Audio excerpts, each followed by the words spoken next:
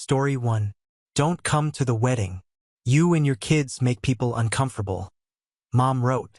My sister added a laughing emoji and a gift. Then you won't need my card for the venue balance, I replied. They kept laughing for hours, clueless about what would happen before sunrise. My family has always had a way of making me feel like a guest in my own life. Not a loved one, not a daughter, just someone to tolerate until they needed something. Growing up, it was clear who mattered. Emily, my younger sister, was the golden child. Everything she did was praised. Everything I did was corrected. My parents never even pretended to hide the favoritism. If Emily forgot to call our grandmother on her birthday, it was because she was so busy. Poor thing. If I forgot, I didn't care about family. Emily's bad decisions were brushed off with a laugh. Mine were used against me for years. They were all like that, manipulative in a way that felt casual. My mom would borrow money and call it helping each other out. My dad wouldn't speak to me for weeks but expected to be the first one I called on Father's Day. And Emily, she was a professional at acting innocent while lighting matches behind her back. Still, for years I kept showing up. Holidays, birthdays, emergencies, especially after my divorce. My 3 kids and I were barely making it. And even though my parents were never kind, I thought I owed them loyalty. I thought that's what families did. Then came the wedding. Emily was planning the kind of wedding that didn't make sense for someone with 2 credit cards in default and no full-time job. A vineyard venue, a designer dress, a 6-tier cake flown in from Chicago. It was a fantasy she expected the rest of us to pay for. My parents were all in. They saw this as their social comeback. Me? I was the walking wallet. They never said thank you, but they always found a way to ask for more. 2 weeks before the wedding, my mom called, frantic. The venue's final balance was due, and they didn't have the full amount. I had good credit and a limit high enough to cover it. She promised they'd pay me back by the end of the month. I didn't believe her, but I said yes anyway. Then, for days before the wedding, I got a message. It was in the family group chat. Don't come to the wedding. You and your kids make people uncomfortable. No warning, just that. I stared at it for a second, thinking maybe it was a mistake. Then Emily replied with a laughing emoji and a gif of someone slamming a door. My mom responded with one of those shrug memes, like this was funny, like this was normal. I didn't respond for a full minute.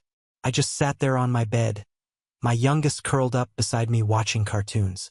Then I typed, then you won't need my card for the venue balance. Sent it. They kept laughing in the chat like it was a joke, like I didn't mean it. But what they didn't know was that I'd already called the bank, canceled the card, and flagged the transaction as fraudulent. The payment hadn't processed yet, and without it, the venue wasn't getting a dime. That night, I turned off my phone and waited. By sunrise, they were pounding on my door. Emily was crying and yelling at the same time. My mom was livid. My dad tried to get inside like this was some kind of intervention. All of them panicked, but not a single one apologized. They didn't ask what was wrong. They didn't ask how my kids were. All they cared about was the money. I didn't let them in. I watched them through the window, shouting on the porch, probably waking half the neighborhood. They looked insane, desperate, like their world was falling apart. Maybe it was because for the first time I wasn't going to save them. They thought cutting me out would be easy, that I'd still show up smiling, card in hand, pretending it didn't hurt. They had no idea what I was capable of when I finally stopped trying to be accepted. They still don't, because I didn't just cancel the payment. I made another call, too, to someone who knew exactly what was going on behind the scenes of that wedding.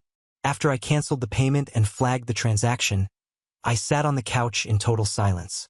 My youngest was asleep with their head on my lap, and the other 2 were in the kitchen trying to find a snack that wasn't just cereal or string cheese. It was quiet, but not peaceful. My hands were shaking, not from guilt, but from whatever comes after years of being quiet and suddenly choosing not to be anymore. The venue manager called back just after 10 a.m. She had a tight, neutral voice. I told her the truth. How my credit card was used under pressure, how I was cut out of the wedding entirely, and how my name was nowhere on the contract. I wasn't even listed as an emergency contact. She asked if I wanted the payment canceled or just paused.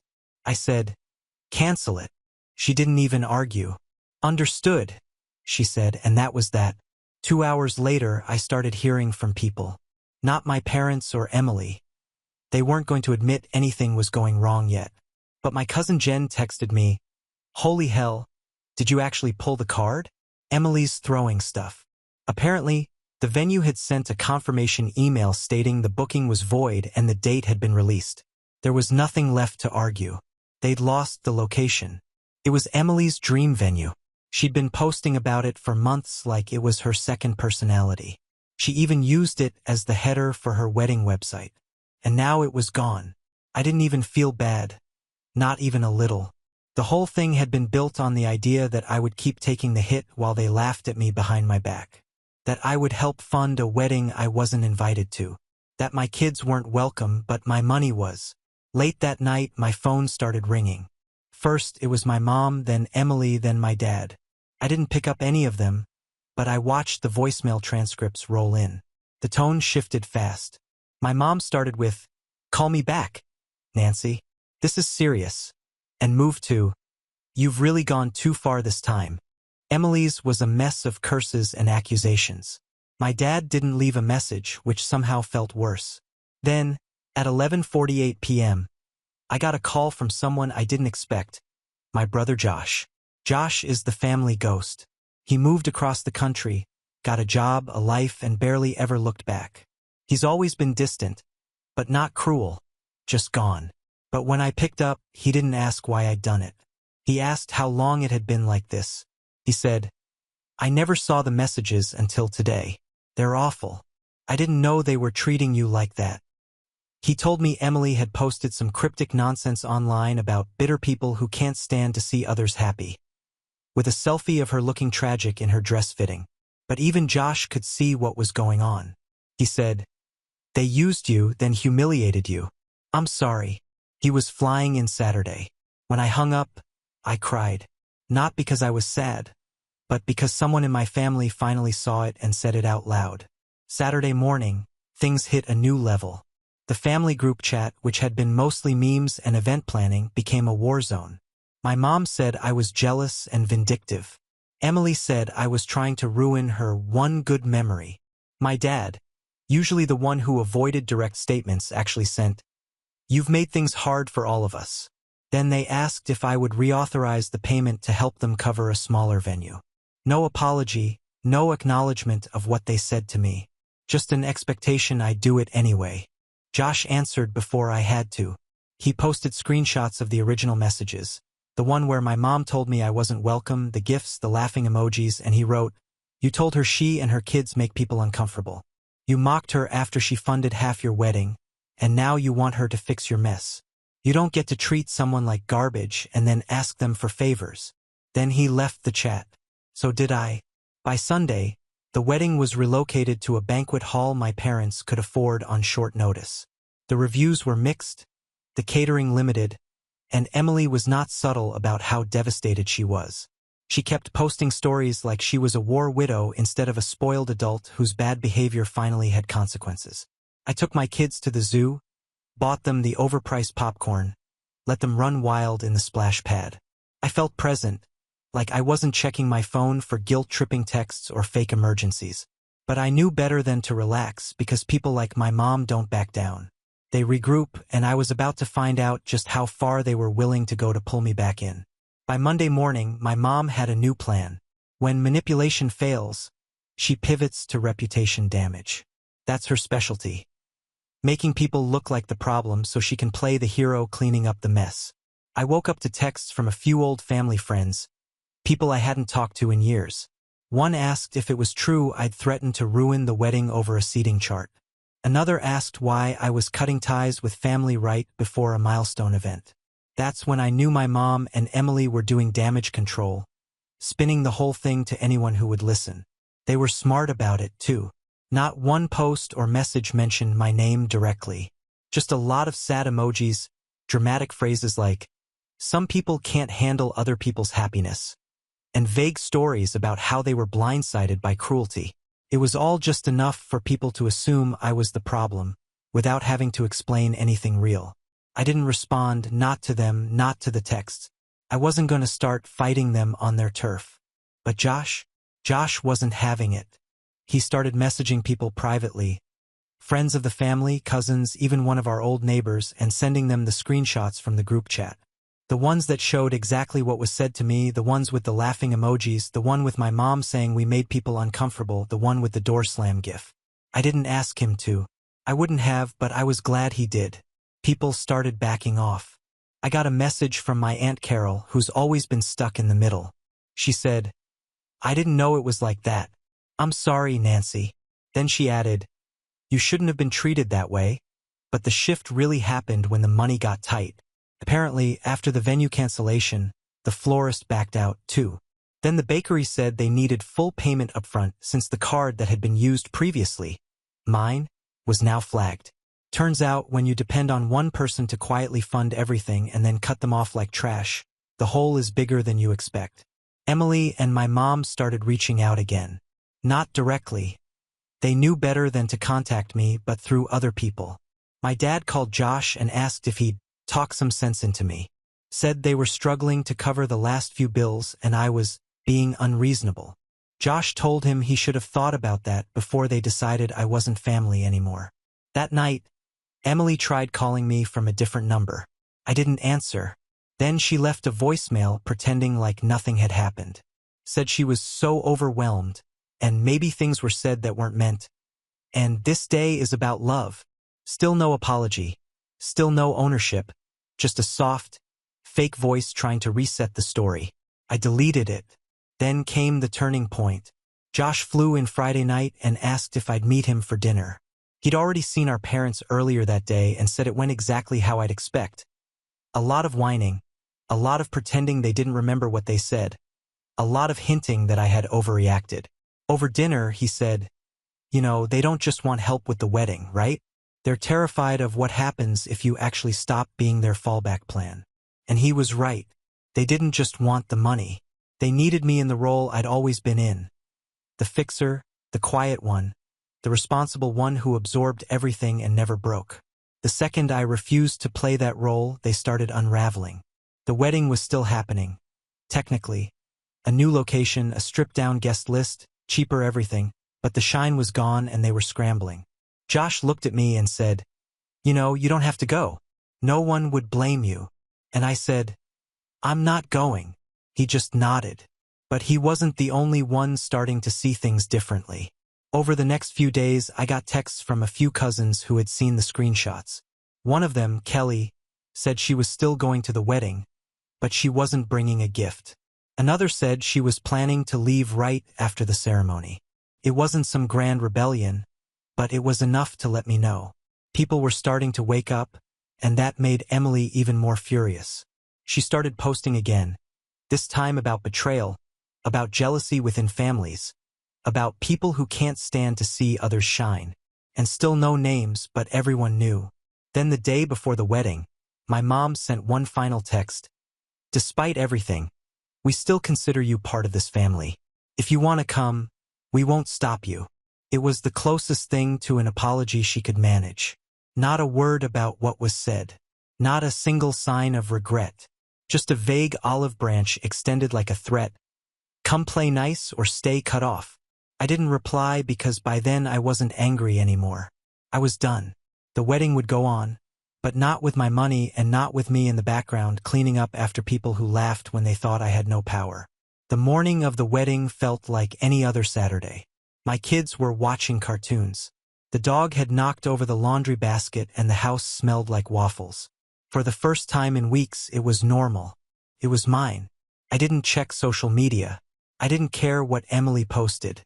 I knew she was probably pretending everything was perfect, posting filtered photos with fake captions. I figured they'd scrape together something decent and act like the last 2 weeks never happened. That's their pattern. Bury the mess, fake the image. But by noon, the texts started again. Not from family, from people who were actually at the wedding. The first one came from my cousin Kelly. "This place is a disaster. AC isn't working. Cake didn't show." Then another. "Did you know the backup venue is next to a tire shop?" And then, Nancy, your mom is crying in the bathroom. Emily's screaming at your dad. I stared at my phone for a second. I wasn't happy about it. I wasn't even smug. I expected tension, maybe a little chaos, but this was something else. I called Josh. He didn't answer right away, then texted back. Give me 5 minutes. It's bad here. 10 minutes later, he called from the parking lot. He said the venue was barely holding together. The decorations looked cheap and rushed. Guests were sweating and the officiant was late. The florist had brought the wrong flowers, pink instead of white, and Emily had thrown her bouquet at a wall. And the worst part, the photographer backed out 2 days before, and no one thought to tell the new one that the wedding was now happening at a completely different location. So, there were no photos being taken at all.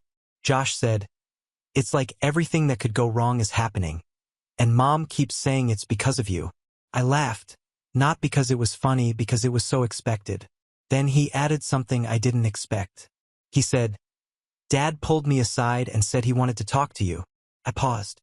My dad hasn't had a real conversation with me in years. His usual contribution to any family issue is silence. I asked Josh what he meant. He said he didn't say much, just that things have gotten out of hand, that maybe he didn't see it all clearly. That didn't sound like my dad, but it stuck with me. Josh said he was leaving the wedding early and wanted to stop by later if that was okay. I told him, sure. A few hours passed. My kids and I made popcorn and watched a movie. I didn't think about the wedding. I didn't care how it ended. Then came the knock. Not Josh, but my dad. He looked older than I remembered, not just tired, worn down in a way that felt new. He stood on my porch like he didn't know whether to ring the bell or just walk away. I opened the door and didn't say anything. Neither did he.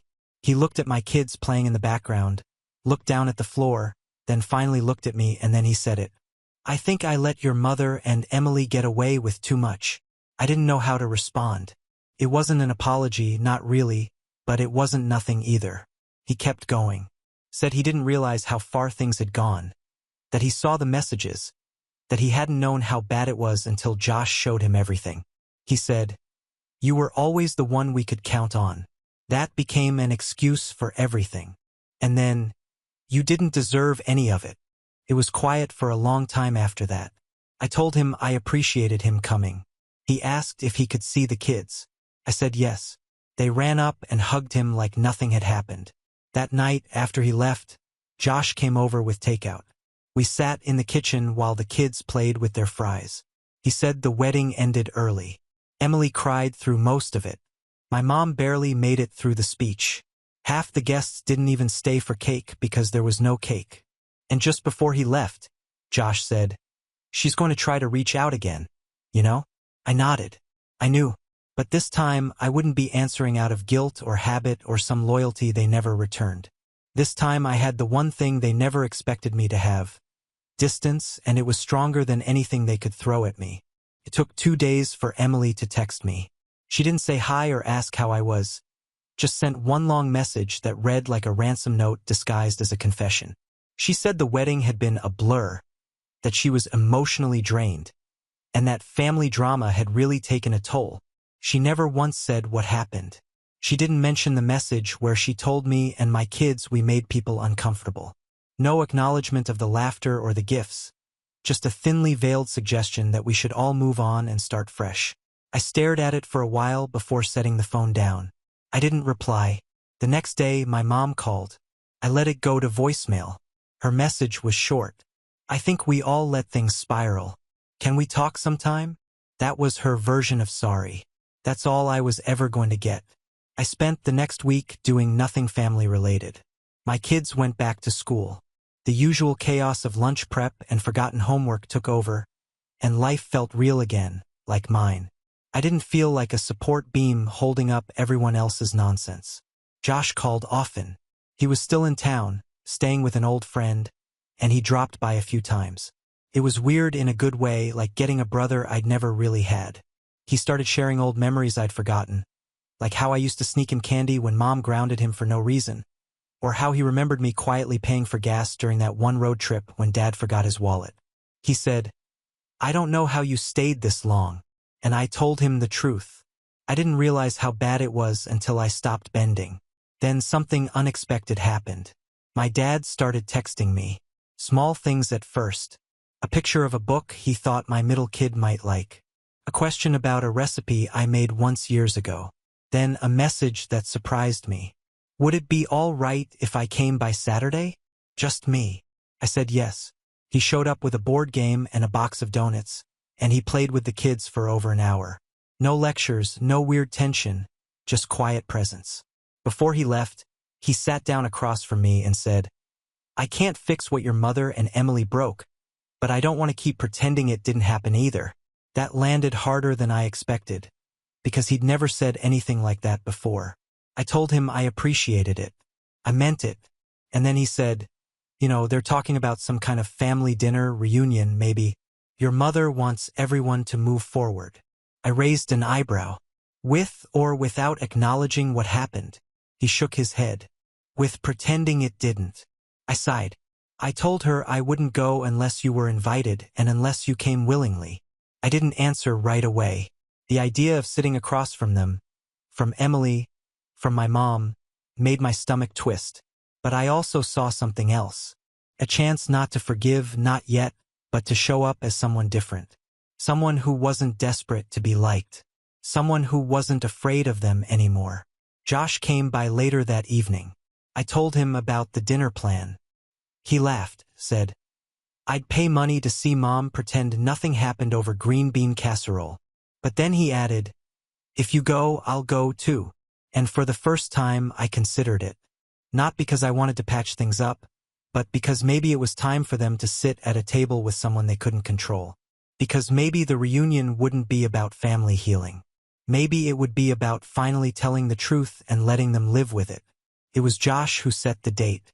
A neutral Saturday evening, 2 weeks out, hosted at Aunt Carol's place. The only family member neutral enough to act as a buffer, and the only one with a dining room big enough to contain the storm. The invite came through email. Official, cold, and carefully worded. A casual family dinner to reconnect and rebuild. Not a single mention of the wedding or what led to all of this. Just another classic attempt at rewriting history. I told Josh I'd go, not because I forgave anyone, but because I needed them to see I wasn't the same person they thought they exiled. That I could walk into a room they tried to lock me out of and leave the door open behind me on my terms. The night of the dinner, I didn't bring a dish. I didn't offer to help set the table.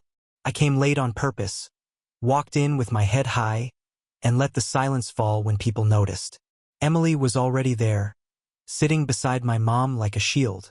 My dad stood near the window, arms crossed, looking like he wanted to be anywhere else. Aunt Carol smiled when she saw me, but her eyes were cautious. Josh was already seated, one empty chair beside him, clearly saved for me. I sat. No one spoke for a long time. The sound of cutlery clinking, fake laughter, someone asking if the roast was homemade, the usual avoidance. Then my mom cleared her throat. "We're glad you came, Nancy." No one else said anything. I nodded but didn't respond. She tried again. "I think we've all learned a lot these past few weeks. Families say things they don't mean. Pressure, misunderstandings."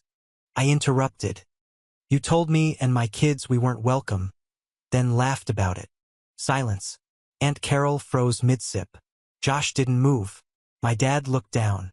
Emily opened her mouth, probably to spin it, but I raised a hand. "I'm not here to rehash it. I'm here to say I'm done pretending." I looked around the table. "I've carried this family longer than I should have. I've paid for things you don't even remember asking for. I've forgiven things none of you even admitted happened. I've watched you humiliate me, then act like I was supposed to smile and keep giving. And for what?" No one answered. I didn't need them to. I stood up. "I'm not angry anymore, but I'm not stupid. You're not getting another version of me who bends just because you're uncomfortable. If you want something from me, say it straight. If you have something to fix, fix it. If not, then don't pretend this dinner is anything more than what it is. A cleanup attempt." My mom's lips pressed into a tight line. Emily stared at her plate. My dad met my eyes and for once didn't look away. I walked out without dessert. Josh followed. We stood in the driveway while the porch light buzzed above us. "That went better than I thought," he said, smirking. I laughed honestly. "Yeah." No one threw a plate. Then he reached into his coat pocket and handed me something. A folded piece of paper. It was a receipt from the venue from that original payment I had canceled. He'd paid it off quietly after I walked away. I didn't want them to have a reason to drag your name around anymore. Figured if someone had to take the hit, it might as well be me. At least I'm not raising 3 kids on my own. I didn't know what to say, so I hugged him. The first real hug we'd had since we were kids. We left together, drove back to my place, and ate leftover pizza in the kitchen while my kids told him about their science projects and Halloween costumes. The kind of night that didn't need fixing. The next morning, I woke up to a text from my dad. "Thanks for coming. You said what needed to be said." I didn't reply. Not yet. I didn't need a perfect ending. Just a real one. And I finally had it. Now on to the next story. Story 2. My sister asked me to watch her kids so she could run errands. She flew to Cabo. I found out when her 4-year-old daughter said, "Mommy's in a bikini." Called her. She said, "Just be a good aunt." I said, "You'll need a good lawyer." 2 days later, she was screaming. I covered for my idiot sister for years, longer than I should have. I told myself it was just a phase, that she'd grow out of the chaos. I even convinced myself that she loved Sophie in her own way. But the truth is, Kelsey never changed. She just got better at hiding how little she actually cared. She always had an excuse. She was burnt out, working on herself, trying to figure things out.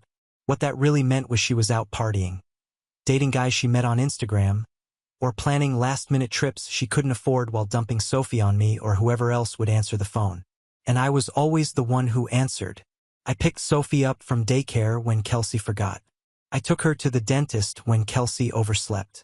I bought her birthday presents because Kelsey spent the child support money on a lash technician who did house calls. And for years, I swallowed my anger, smiled for Sophie's sake, and let Kelsey get away with it because I love that little girl like she's mine. And I figured someone had to step up. But this time was different. It was a Thursday morning when Kelsey called me at 8 a.m. She said she had a doctor's appointment and needed me to watch Sophie for just a few hours. Said she'd be back by lunchtime. She sounded rushed, but not stressed, too cheerful. Honestly, I was already suspicious, but I agreed because what else could I do? 10 minutes later, she dropped Sophie off in wrinkled pajamas, no car seat, and handed me a diaper bag that looked like it hadn't been touched in weeks.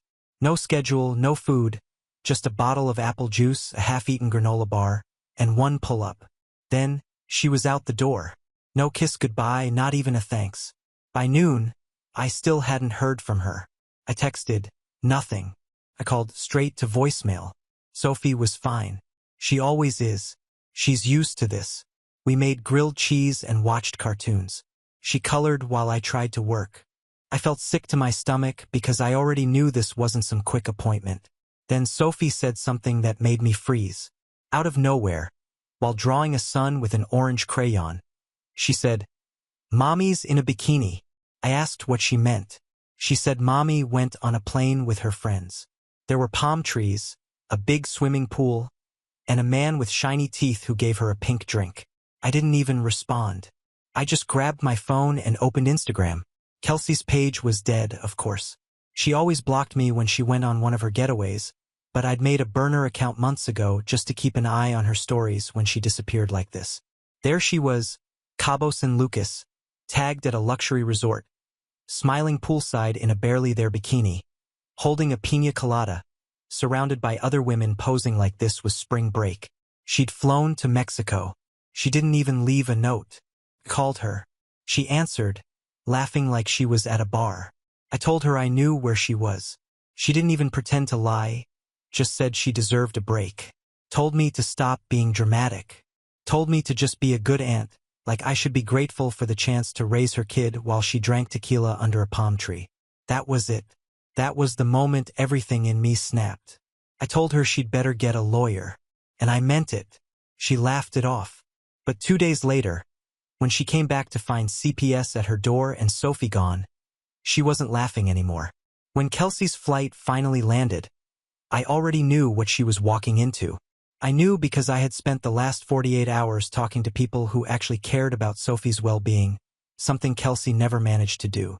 She came home expecting to dump her suitcase, take a nap, and then maybe show up at my place to collect Sophie whenever she felt like it. Instead, she found a bright orange notice taped to her door from Child Protective Services.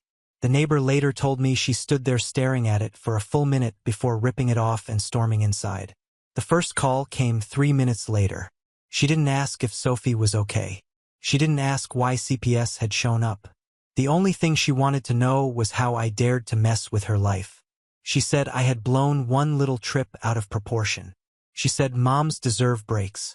She said everyone exaggerates when they're tired and that Sophie probably made stuff up, which was her favorite excuse whenever she got caught. She didn't understand that this wasn't about Cabo. This was about everything she'd done leading up to Cabo. When I spoke to CPS, I didn't hold anything back. I told them about the days I watched Sophie for 14 hours and never heard a single check-in from Kelsey. I told them about the nights I found Sophie waiting for her on my couch until 10 or 11 because Kelsey lost track of time. I told them how Kelsey wasted child support on treatments, trips, outfits, anything except her own daughter. And they listened. They asked for evidence. I gave it to them. Texts, voicemails, photos, screenshots, dates, times. They didn't seem surprised. In fact, the caseworker said something that stuck with me. People like Kelsey always think no one is paying attention. They were paying attention now. When the caseworker went to Kelsey's apartment, she found exactly what I knew she would. An empty fridge except for energy drinks and a takeout container from 3 days earlier. A stack of Amazon packages full of resort clothes. Nothing for Sophie. Not a single thing that suggested a child lived there. No toys, no clothes, no toothbrush, not even a blanket. That was the moment they told me I could file for emergency custody. I didn't think twice. What Kelsey didn't know yet was that CPS also asked me one other thing. Whether Sophie's father should be contacted. I said yes immediately. That alone would have set Kelsey off more than anything else because she had worked very hard to keep him out of the picture. And when I got on the phone with him, everything made sense. He sounded relieved to hear from someone who wasn't lying to him. He told me he'd been begging for years just to have visits. But Kelsey always shut him down. She told him he wasn't stable, that Sophie cried when she heard his name, that he should just keep sending money and stop complicating her life. She had built that lie so carefully, and she thought no one would ever dig into it. When he found out what really happened, that she left the country and abandoned their daughter without warning, he asked how soon he could get to the next CPS meeting. Meanwhile, Kelsey kept calling. She went from screaming to crying to swearing she'd fix everything if I just told CPS there'd been a misunderstanding. She said I was overreacting. She said families handle these things privately. She said I was turning her life upside down over nothing. But I'd hit my limit. And for once, she had to face what she'd created. By the end of the week, the papers were official. Sophie was legally in my care while the investigation continued. And Kelsey, she was suddenly desperate. Not for Sophie, for control, for the money, for the image she wanted everyone to believe. And she still had no idea what was coming next. Because the person she feared most, the father she'd spent years avoiding, was finally stepping forward. Kelsey had always believed tears were currency. And in our family they were. For years, whenever she screwed up, she'd cry just hard enough for our mom to cave, or just long enough for me to clean up the pieces. She played the victim so well you'd think she rehearsed. I used to think it was emotional. Now, I know it was strategy. So, when CPS officially handed Sophie over to me, Kelsey did what she always did. She cried loud, messy, dramatic tears about how unfair everything was. She claimed I was bitter and wanted her life. She said I was jealous of her freedom. She even told CPS I manipulated her daughter into saying things that weren't true. What she didn't know, what she never imagined, was that while she was lying to social workers and texting me walls of threats, Sophie's father was preparing to walk back into the picture. And he wasn't coming empty-handed. His name is Marcus. And before all of this, I only knew what Kelsey told me about him. That he was unreliable, selfish, and didn't want to be involved. She said he was dangerous, unstable, that he scared Sophie. I believed her. I shouldn't have, but I did, until CPS asked if I had any contact information for him, and I found his email buried in an old thread Kelsey accidentally included me in. I reached out. What I got back stunned me. Marcus had been trying to stay in Sophie's life. He'd sent emails, called, offered to meet at neutral places. He'd even tried to go through lawyers, but Kelsey made it impossible. She changed phone numbers, moved apartments, even blocked him from daycare pickup lists. And yet he still paid child support every month on time. He thought Sophie didn't want to see him. That's what Kelsey told him. And when I told him what was actually happening, that Kelsey had gone to Cabo and dumped Sophie with me, he asked for the address of the next CPS meeting without hesitation. When he walked into that office 3 days later, the caseworker called me after the meeting. Her exact words were, "We don't usually see fathers show up like that." Marcus had brought a binder, actual printed documents, emails, receipts, proof of payments, screenshots of texts where Kelsey told him to stop pretending to be a dad. Every attempt he'd made over the past 2 years was documented and organized. He sat there calmly and told them he wanted to be part of his daughter's life permanently. Kelsey didn't even show up for her own meeting that day. She sent a note saying she had mental health concerns and needed more time.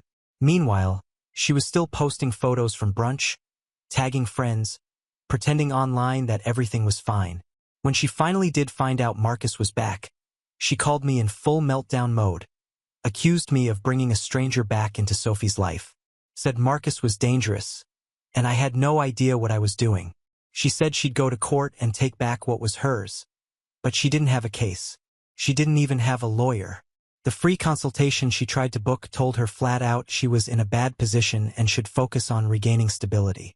She wasn't hearing it, so she showed up at my apartment, banged on the door like a lunatic, screamed about how I was a traitor, how I'd ruined her life, how I had no right. I didn't open it. Sophie was in the back watching a movie with Marcus. I wasn't going to let her hear any of it. Instead, I called CPS. They sent someone within the hour. Kelsey was gone by then, but they logged it. Told her in writing that showing up unannounced could cost her visitation altogether. And that was the beginning of her unraveling. I met with our parents a few days later. They'd heard bits and pieces. I told them the whole truth. I showed them the messages, the photos from Cabo. I showed them the screenshots of Marcus's attempts to be a father. I didn't sugarcoat it. I told them exactly who Kelsey had become, or maybe who she always was. My mom cried. My dad didn't say much, just stared at the floor. But they saw Sophie, clean, fed, happy, and they couldn't pretend anymore. And when Kelsey called them that night crying about how I turned everyone against her, they didn't pick up. Marcus kept coming for meetings, for visits, for the simple act of being there. He brought books, stuffed animals, tiny snacks Sophie liked. He remembered that she liked purple grapes, but not green ones. He knew her birthday and the name of the stuffed bunny she slept with. He wasn't a stranger. He was just someone Kelsey had erased from her life to stay in control. And when Sophie smiled at him, not cautiously, but warmly, I realized she'd been missing something this whole time. Not just stability, not just a routine. She'd been missing her father. And now she had him. Meanwhile, Kelsey was losing everything. And she was about to make one last desperate move that would finally destroy whatever she had left. By the end of that month, Kelsey had lost control of the one thing she thought no one could ever take from her: her narrative. She had always been the victim, the struggling single mom, the misunderstood little sister. But with Sophie in my care, Marcus back in the picture, and CPS documenting everything, she couldn't spin it anymore. So she got desperate. And when Kelsey gets desperate, she gets dangerous. I got the email late at night. It was from someone I didn't recognize, a woman named Brianna, who claimed she was concerned about Sophie's living situation. She said she'd heard that I was unstable, that I yelled at Sophie, and that I'd manipulated CPS to steal her from her mother. The wording was dramatic, almost theatrical. But the best part, the email signature was a clumsy attempt at a fake lawyer's name. I knew it was Kelsey. I even reverse-searched the email address. It was registered under her own name from years ago when she tried to start a failed beauty blog. I didn't respond. I forwarded it to CPS, But that wasn't even the real bomb. The next day, Marcus got a call from the police. Kelsey had filed a report accusing him of threatening her. She claimed he showed up at her apartment, yelled through the door, and said he was coming for Sophie. She even gave them a fake time and said she had a neighbor who could back it up. Only she picked the wrong neighbor. The guy living next to her was a retired cop. When the officer followed up, the neighbor laughed and said Kelsey hadn't even been home that day, and no one had been at her door. The officer logged it as a false report. That's when CPS made it official. Kelsey was now being evaluated not just for neglect, but for interference and false accusations. They added restrictions to her contact. No unsupervised visits. No showing up anywhere Sophie might be. No direct communication with me or Marcus. That should have been her wake-up call. There wasn't. She disappeared for a week. Didn't call CPS. Didn't text me. Not a word. Until I got tagged by accident in a story from one of her friends. They were at a club in Vegas, chilling VIP table. Kelsey was dancing like someone who hadn't just lost her kid and was under investigation. The caption said it all. Mama needed a reset. That story spread fast. One of her old friends, Jenna, who'd known Kelsey since high school, messaged me. Said she was disgusted. Said she'd believed Kelsey's version of the story until that night when Kelsey started ranting in the club about how she was going to sue CPS, frame Marcus again, and make everyone regret taking her baby. Jenna recorded it. She sent me the audio. I didn't even listen to the whole thing, just sent it straight to the caseworker. She called me back the same day, said this was escalating, that they were officially recommending long-term custody go to either me or Marcus. And based on what they'd seen so far, they were leaning hard toward Marcus. I was ready for that. I love Sophie like my own, but she deserves her father, a real home. I didn't want to raise her out of spite. I just wanted her to be safe. Kelsey found out 2 days later. She tried to call me again. I didn't answer. Then she tried to show up at my job. That was the final straw. My boss had to call security. Kelsey was escorted off the property screaming that she was being erased from her own daughter's life, that I'd stolen her family, that everyone was lying, that she was going to start over and take Sophie with her. She never got that chance.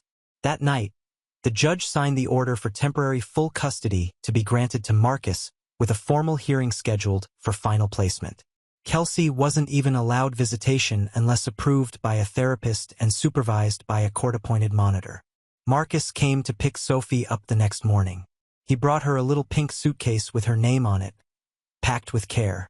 And when Sophie asked where they were going, he said, "Home." Kelsey never called, not to say goodbye, not to ask about the hearing. Nothing. But someone else did, her landlord.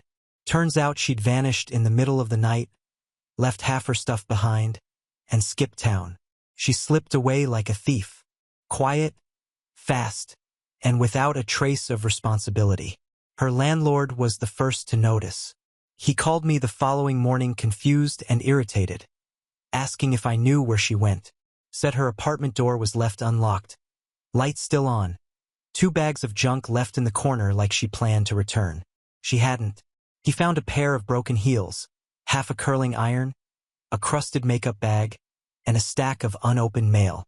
No Sophie photos, no goodbye note, just gone. I wasn't surprised. She'd done it before, just never with this much weight behind her. And she didn't tell a soul, not even our parents. That same day, Marcus picked Sophie up with the new court order in hand. Permanent full custody. The judge didn't even need deliberation. Kelsey never showed, not to the hearing, not to the follow-up review. She had no legal representation, no explanation. The court didn't just view it as neglect. They saw it as abandonment. Sophie went home with her dad for the first time in over 2 years. And from that day forward, she didn't ask about her mom once. Not once. That's what stayed with me. First, it felt like calm after a storm. No more threats, no late-night calls, no banging on my door. Sophie was safe. Marcus had her in a house with a fenced backyard, a golden retriever named Benji, and a wife named Lauren, who was more mother to Sophie in 2 weeks than Kelsey had been in 4 years. But the quiet didn't last long. One of Kelsey's old friends, a girl named Tiana, who still followed me on Instagram, messaged me out of the blue.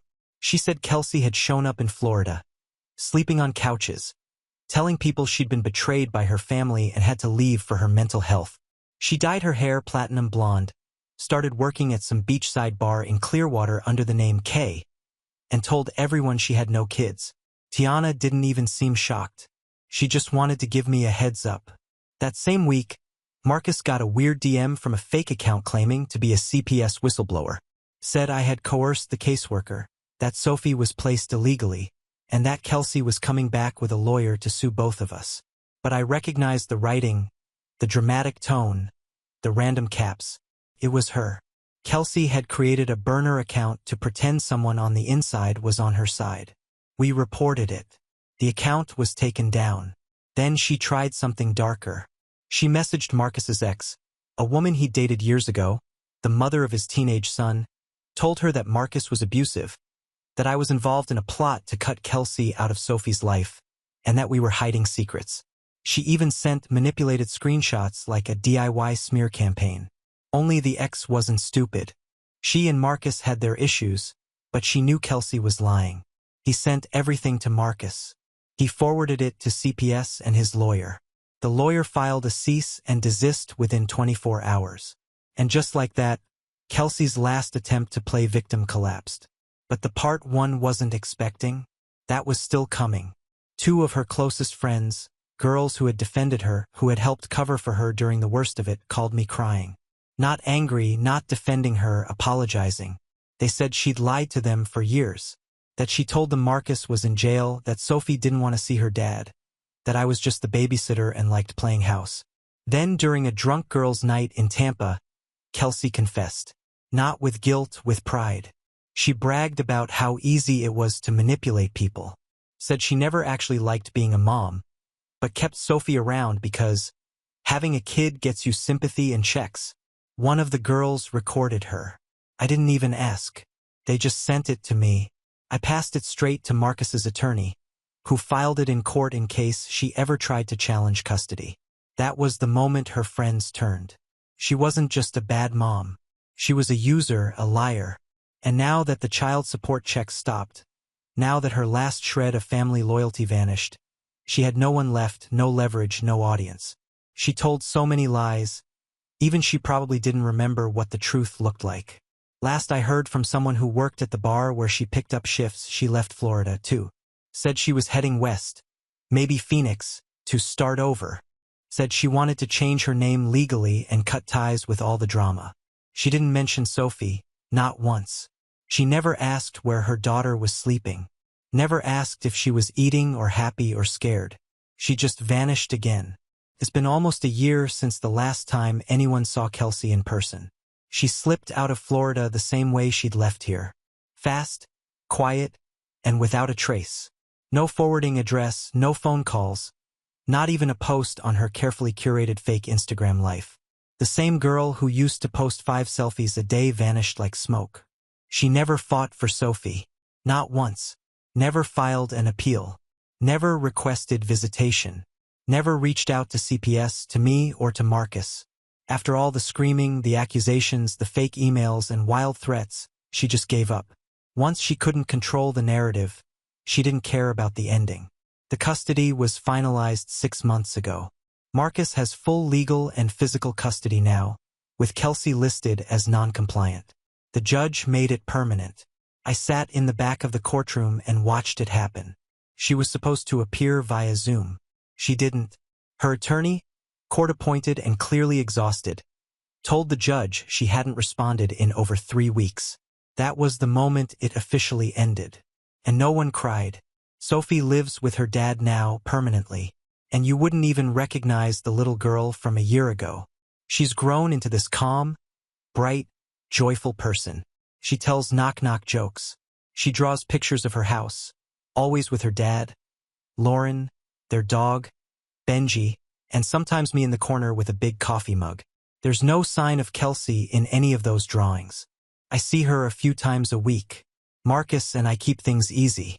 We don't need to say much. We just care about the same person, and that's enough. Sometimes I take Sophie for sleepovers. Sometimes I just stop by with snacks and she always runs to the door like it's the best part of her week. She never asks about her mom. I used to think that was strange, but I've learned that kids understand more than they let on. Sophie knew, even before I did, that Kelsey wasn't really coming back. And the truth is, Kelsey was never fully there to begin with. Our parents stopped asking questions, too. My mom still tries to look her up from time to time, but she never finds anything. My dad won't say her name. The last time she reached out, if you can even call it that, was a postcard that arrived 4 months ago. No return address, no message, just a blurry photo of a beach in Arizona and a single word, soon. None of us knew what it meant. We tossed it. But the strangest moment came when Marcus got a package addressed to Sophie. It had no name, no sender, just her name in crooked handwriting. Inside was that stuffed bunny Kelsey gave her when she was a baby. The one that went missing when she dropped Sophie at my place before her Cabo trip. It was matted, kind of dirty, clearly stuffed in a suitcase or drawer for months. No note, no explanation. Marcus showed it to Sophie. She looked at it for a second, held it quietly for a beat, then set it on the shelf next to her new favorite toy and went back to playing. No reaction, no tears, just done. That was the last contact we ever had. We've heard small things here and there. A bartender in Phoenix said a woman named Kay worked there for a while, platinum blonde, always talking about the people who took her kid for money. Said she left without warning after borrowing cash from a coworker and never paying it back. Same story, new state. It's like she's cycling through versions of her old life, refusing to stop long enough to face what she lost. Because here's what she really lost. Her daughter, her parents, her income, her reputation, and the only person who ever truly stood by her. But she didn't just lose Sophie. She gave her up. When faced with the smallest requirement to be a mother, show up, be accountable, care about someone besides herself, she ran. And Sophie, she doesn't need her. She has a dad who shows up for ballet recitals and bedtime stories. She has Lauren who makes her pancakes in the shape of stars and sings to her when she's sick. She has me who will always be her safe place. And she has peace now, the kind Kelsey never had and never gave. She's free from the chaos. And Kelsey, she became what she always feared. Forgettable, unneeded, and gone. Now on to the next story. Story 3. Your kid took the missing $10,000 from the safe, Mom yelled. My sister snapped. We saw him near it. My son looked terrified. Nothing, just dropped the security footage drive on the table, I said. 5 minutes later, her husband's face turned white. The first time it was just $100. My mom thought she misplaced it. It had been in her wallet that morning, and by the time we were clearing plates after Sunday dinner, it was gone. She mentioned it lightly like it was no big deal, but the way her eyes skimmed the room said otherwise. No one said anything. We all just nodded, changed the subject, and moved on. The second time, $300 disappeared from Dad's study drawer. That one was harder to brush off. He always locked that drawer, and only family had access to the house. Still no accusations. Just an uncomfortable silence hanging in the air the next time we all sat down for dinner. The third time was when things got weird. $500 gone from my sister Lauren's purse. She said it vanished while she was upstairs changing the baby. She didn't say it outright, but her eyes flicked toward me and my son, Mason. That was when I knew something had shifted. Mason is 11, smart, quiet, loves drawing and video games. We spend a lot of time at my parents' house. After my divorce, they started helping me out with groceries, school fees, and sometimes rent. It was never spoken out loud, but I knew Lauren resented that. Her husband, Keith, resented it even more. After that third incident, my dad bought a safe, one of those heavy fireproof ones you bolt to the wall. Digital keypad. He installed it behind a shelf in his office. He told me he'd only given the code to Mom, Lauren, and Keith. Not me, not Mason. Didn't bother me. I just wanted the drama to stop. But it didn't. Money kept disappearing. At first small amounts, then larger. $2,000. And then last week, $10,000 gone in one sweep. All hundreds, clean. No sign of forced entry. Nothing missing from the house except the cash. That night, no one touched their food. You could hear forks clinking, drinks being sipped just to fill the silence. Dad kept checking his phone. Mom barely looked up. Mason just picked at his mashed potatoes. Lauren and Keith were dead silent, not even pretending anymore. And then yesterday, it all blew up. We were sitting in the living room. The baby was napping upstairs. The TV was playing some random cooking show in the background. I was helping Mom sort through the mail. Dad had gone to his office to check something in the safe again. And then Mom turned to me and said it. Your kid took the missing 10 grand from the safe. Just like that. No warning, no build-up. She said it like it was fact. Everything stopped. Mason had just come in from the backyard. He froze like someone had cut the oxygen in the room. Then Lauren jumped in. We saw him near the office twice. He was watching you open the safe. Mom. Don't act surprised. No one moved. Keith kept his eyes on the TV like he wasn't hearing any of it. I didn't yell. I didn't defend him. I didn't say a word. Instead, I reached into my bag and pulled out a small silver USB drive. I set it down right in the middle of the coffee table. I told them it was footage.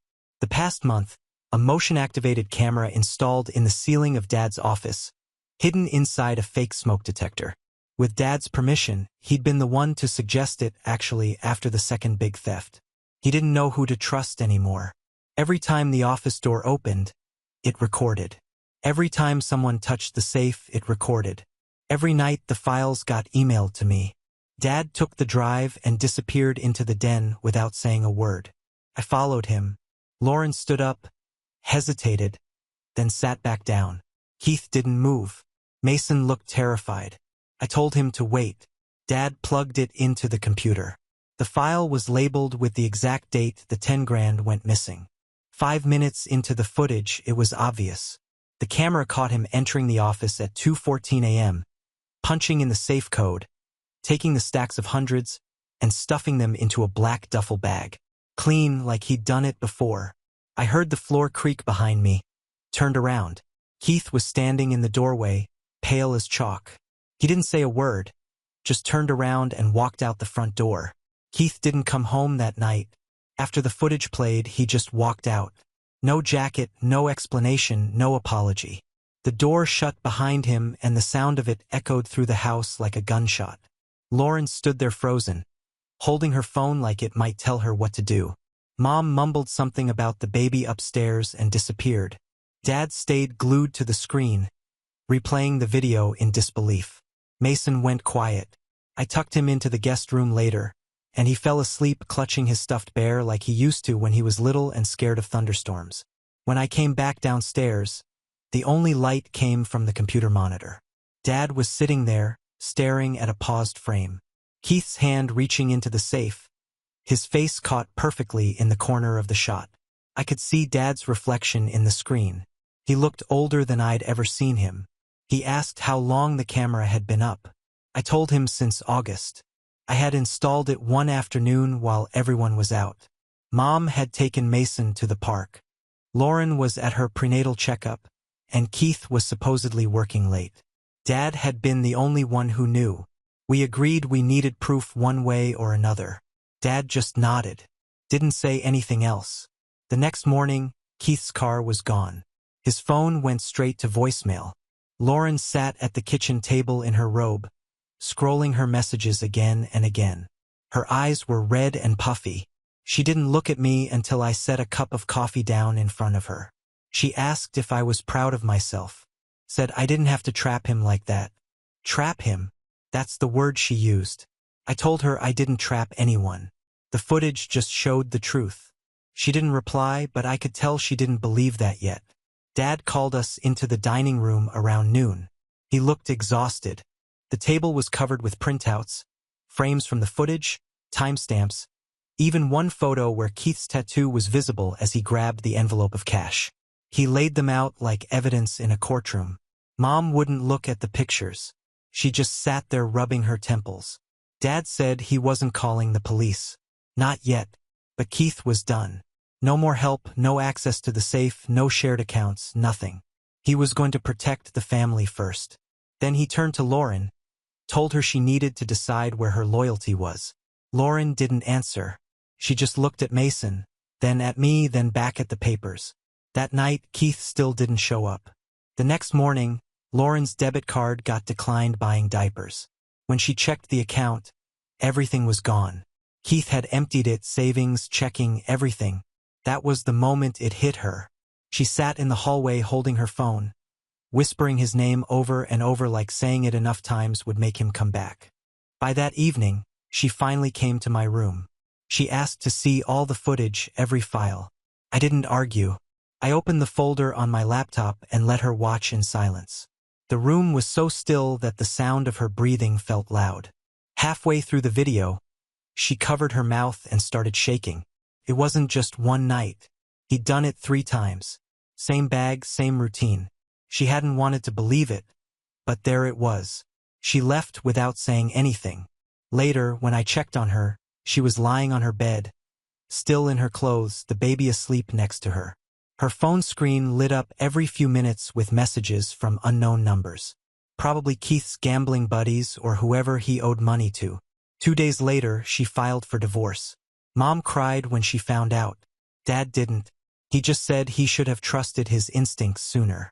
That's when I learned something else. Keith had borrowed money from Dad a month before all this started. $10,000. Said it was for a short-term investment. Dad never saw a cent of it again. It all made sense now. The disappearing money wasn't random. Keith had been stealing to cover his debts, trying to make up for what he'd lost at the casino. Lauren didn't talk to me for a while after that. But when she finally did, she said the words I'd been waiting for. You were right. Then she told me about the last text he ever sent her. Tell your sister she wins. He blocked her right after. Keith vanished without a trace. No one said the word run, but that's what it was. He ran from responsibility, from Lauren, from the mess he made. I don't think he ever expected to get caught. And I definitely don't think he expected it to be me who caught him. After that final text, tell your sister she wins, his number stopped working. His Instagram went dark. His name disappeared from the online poker forums Dad found when he started digging. It was like he scrubbed himself clean and slipped underground. Lauren spiraled for about 3 days. She'd cry in bursts, like it hit her all over again every hour. She kept saying she didn't understand, that she knew things were bad, but not this bad, that she'd loved him, that he held their baby the night before like nothing was wrong. Then, just as suddenly, the crying stopped. She got cold, focused. I watched her change in real time. She moved back into her old room. She turned down every offer of help. She started doing everything herself. Diapers, feedings, laundry, job hunting. She wasn't angry anymore. Not out loud. She just stopped letting anyone close enough to comfort her. Mom coped by pretending none of it happened. She refused to talk about the footage, changed the subject anytime Keith's name came up. She called it a rough patch, like he'd broken a lamp instead of stealing $10,000 and bailing on his wife and baby. The only person who seemed to be dealing with it head-on was Dad. One morning, I found him at the kitchen table, laptop open, papers spread out. He was on the phone with his lawyer, quiet but firm. He was cutting Keith off from everything. Insurance, will, power of attorney, family trust, gone, wiped. When he hung up, he looked at me and said, "He used all of us." I didn't know what to say. I just nodded. A few days later, a letter arrived. No return address. Just our last name scribbled in the center in Keith's handwriting. Inside was a note that read, "I tried. I really did. No explanation, no apology, just a motel receipt from somewhere near Reno. There was no room number, just a date. 2 days after he left." Lauren saw it and didn't even flinch. She handed it to Dad and walked away like it was a grocery list. I asked her later if she wanted to talk. She said, "What's left to say?" After that, she started trimming people from her life like dead branches. Anyone who had questioned Mason, anyone who made backhanded comments about me, anyone who treated her like she was pathetic for staying with Keith as long as she did, gone.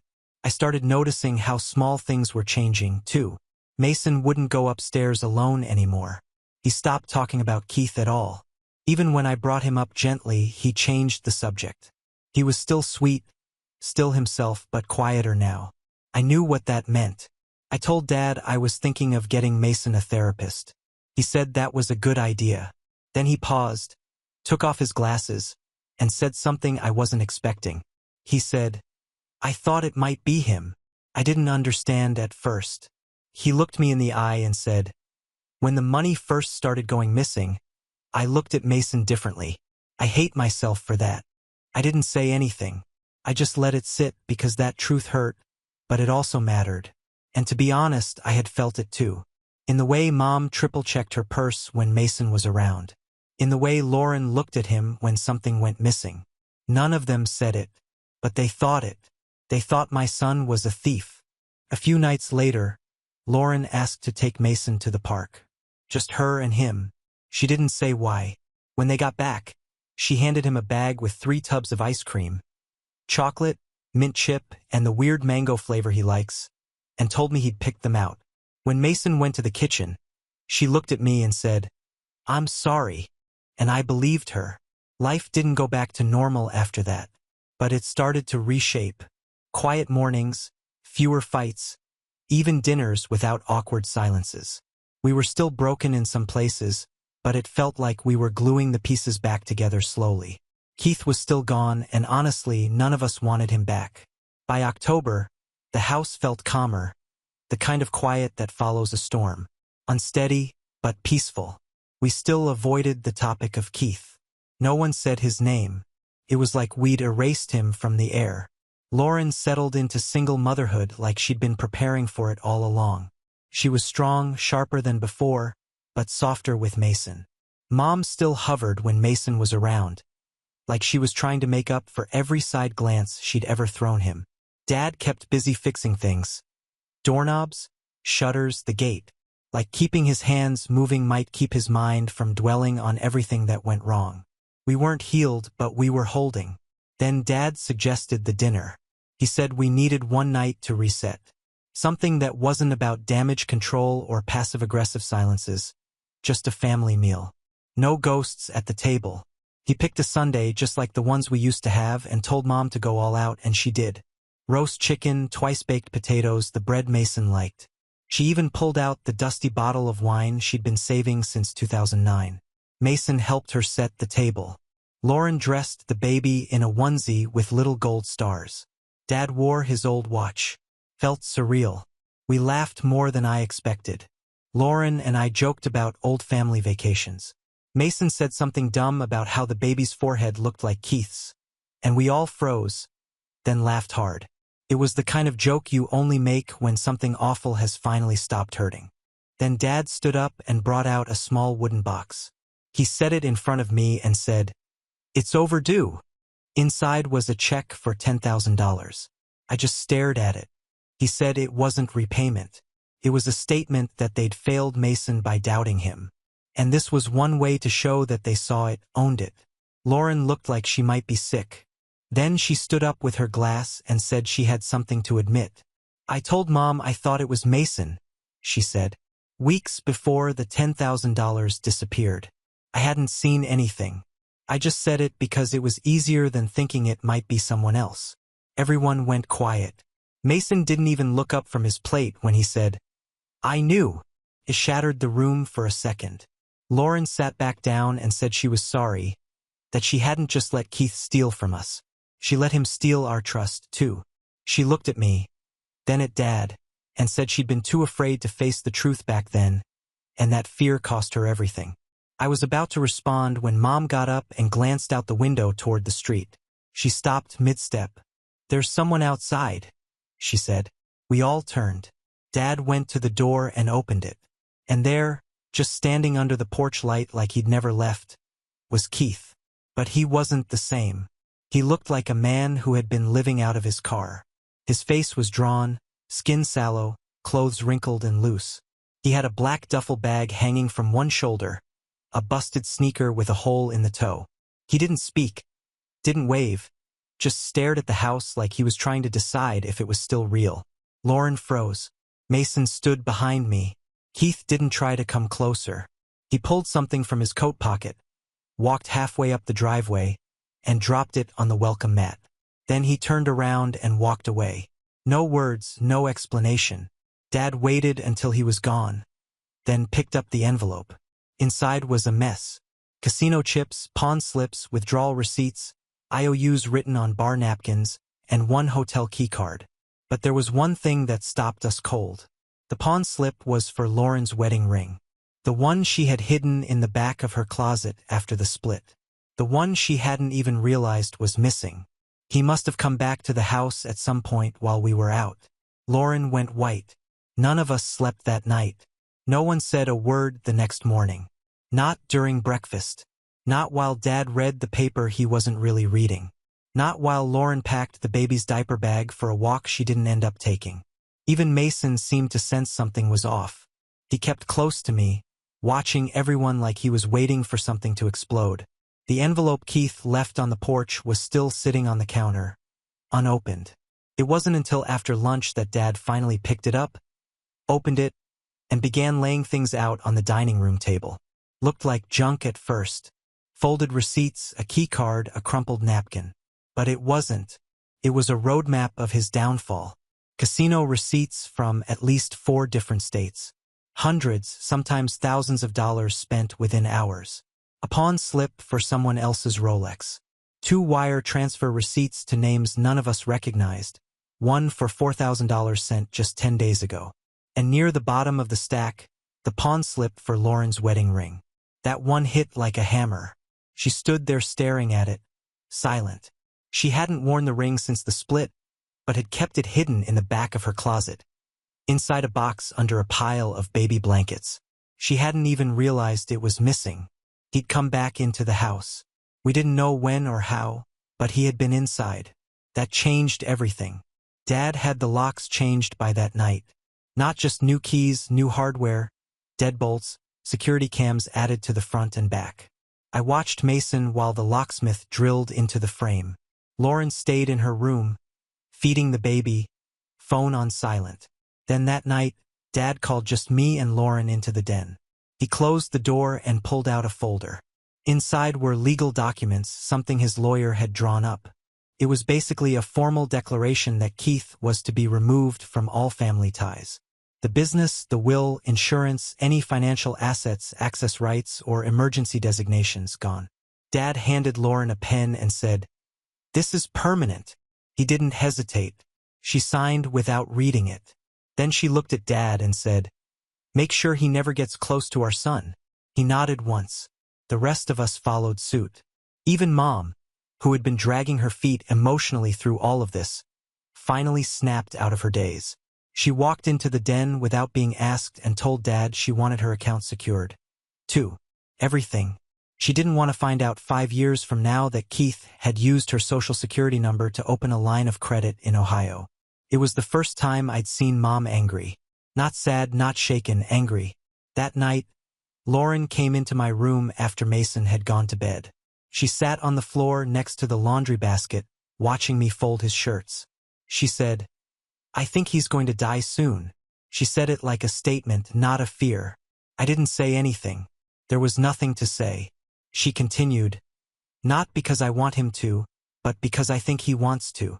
It was the kind of thing you don't say out loud unless you already know it's true. 2 months passed. No sign of Keith. No texts, no sightings, no more envelopes.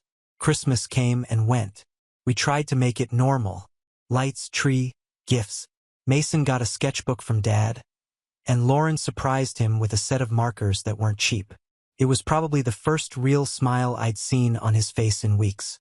Then 2 days after New Year's, the call came. It was a Nevada number. Dad answered. It was a police officer from Reno. They found Keith in a motel. Overdose, alone. No ID, no wallet, just a broken phone with one unsent message open on the screen. I thought I could fix it. Lauren didn't cry. She just sat on the couch with the baby and stared at the floor. We buried him a week later in a quiet service. Just us. No photos, no speeches, no music. The kind of goodbye that comes when someone has burned every bridge before they go. We buried Keith on a Thursday. The sky was dull gray. There was no music, no slideshow, no crowd of mourners. Just 5 of us standing in coats, breathing through the cold. A closed casket, a crooked headstone, and a short reading by a priest who had clearly never met him. Even the dirt seemed reluctant to fall. Lauren held the baby the whole time, calm and expressionless. Not numb, just finished. It was like the grief had happened long ago, and this was just the paperwork. There was no reception. No one asked about flowers. No one posted anything online. We got back in our cars and drove home without saying a word. But the quiet didn't mean peace. Not really. The house stayed still for days. No background music, no TV. Even Mason spoke softer, like the volume of the house had dropped and none of us wanted to disturb it. Then one night, I woke up to the sound of something crashing. I found Lauren in the garage holding a shattered frame in one hand, a trash bag in the other. Old wedding photos, birthday cards from Keith, his suit jacket. She was throwing it all away piece by piece. She looked at me for a second, then kept going. I didn't stop her. After that, things started to shift. She wasn't suddenly okay. Grief doesn't work like that. But she was moving again, getting up, making breakfast, calling people back. She even took the baby to a mom group at the library. Came home with a drawing he'd scribbled on construction paper and taped it to the fridge like it was a masterpiece. Dad started working in the garage again, fixing up his old motorcycle. Mom baked more than usual. Mason asked if we could stop using the guest room and just call it his room. I took all of those things as small wins. Then a few weeks later, Lauren asked if I could come with her to see an apartment. 2-bedroom, upstairs unit, no elevator. She didn't smile when she walked through it, but she didn't look scared either. "I think I want this one," she said, staring out the tiny kitchen window. She signed the lease that afternoon. That night, over pizza and paper plates, we had our first real family dinner since Keith died. No tension, no guilt, just quiet laughter. Mason chewing with his mouth open, the baby flinging crust onto the floor. It almost felt normal. And just when I thought we were done, when the story was finally over, a letter arrived, no return address, postmarked from Las Vegas. The handwriting was unmistakable. Inside was a folded piece of lined paper. No envelope inside the envelope, just the paper itself. It said, "If this reaches you, I'm probably gone. I don't want anything. I don't deserve anything, but I need someone to know. I tried. I didn't know how to ask for help. I kept thinking I could turn it around before you all found out. I loved the baby. I'm sorry for everything. You don't owe me forgiveness. I just needed someone to know I wasn't trying to hurt you. I just didn't know how to stop." There was no name signed at the bottom. Just a smudge of ink, like maybe he hesitated then decided against it. Lauren read it 3 times. She didn't cry. She didn't rip it up. She folded it neatly and tucked it into her purse. Later, while we were doing the dishes, she said quietly, "I'll tell the baby one day. Not about everything, but about who his father was before all this." I nodded. She glanced over at Mason and said, "He still likes that mango ice cream." "Always," I said. He smiled for the first time in what felt like months. There was no dramatic ending. No perfect closure. Just life continuing. A little quieter, a little more careful, but moving forward. Keith never came back into our lives. But the damage he left behind taught all of us something we didn't see coming. Sometimes the worst things are what finally pull the truth to the surface. And from there, if you're lucky, you get to rebuild. The final update.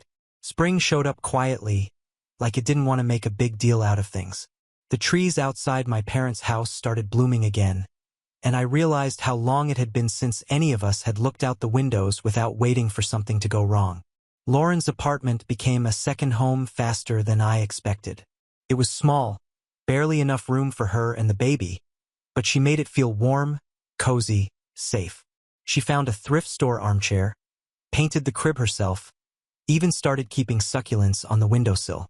She named them after old cartoons we used to watch as kids. One Saturday in April, she invited us over. No birthday, no holiday, just pizza and cheap wine and too many baby toys underfoot. Mason drew a spaceship on her wall calendar, and she didn't even flinch. That night, when we left, She stood in the doorway holding the baby and waved until our car disappeared. A few weeks later, the happy news came. Lauren got a job offer. It was part-time administrative work at a local pediatric clinic. Flexible hours, benefits, room to grow. She called me the second she got the email. I answered to her half laughing, half crying, out of breath like she'd just run a race. "They picked me," she said. "They actually picked me." She hadn't worked since before the baby. Not since Keith convinced her she should stay home and focus on being a mom. She didn't say it out loud, but I could hear what the job meant to her. It wasn't just work. It was proof that she could stand on her own again. We celebrated that weekend with takeout and cupcakes. Mom brought wine, Dad brought a weirdly serious toast, and Mason made a congrats on the job sign out of construction paper and duct tape. For the first time in a long time, we weren't looking backward. That night, after the dishes were cleared and the baby was finally asleep, Lauren sat beside me on the couch and said, "I'm not scared anymore." I believed her. Things still weren't perfect, but perfect wasn't the goal anymore. Now, we just wanted good days, and that night was one of them. Maybe one of the best. Now on to the next story. Story 4.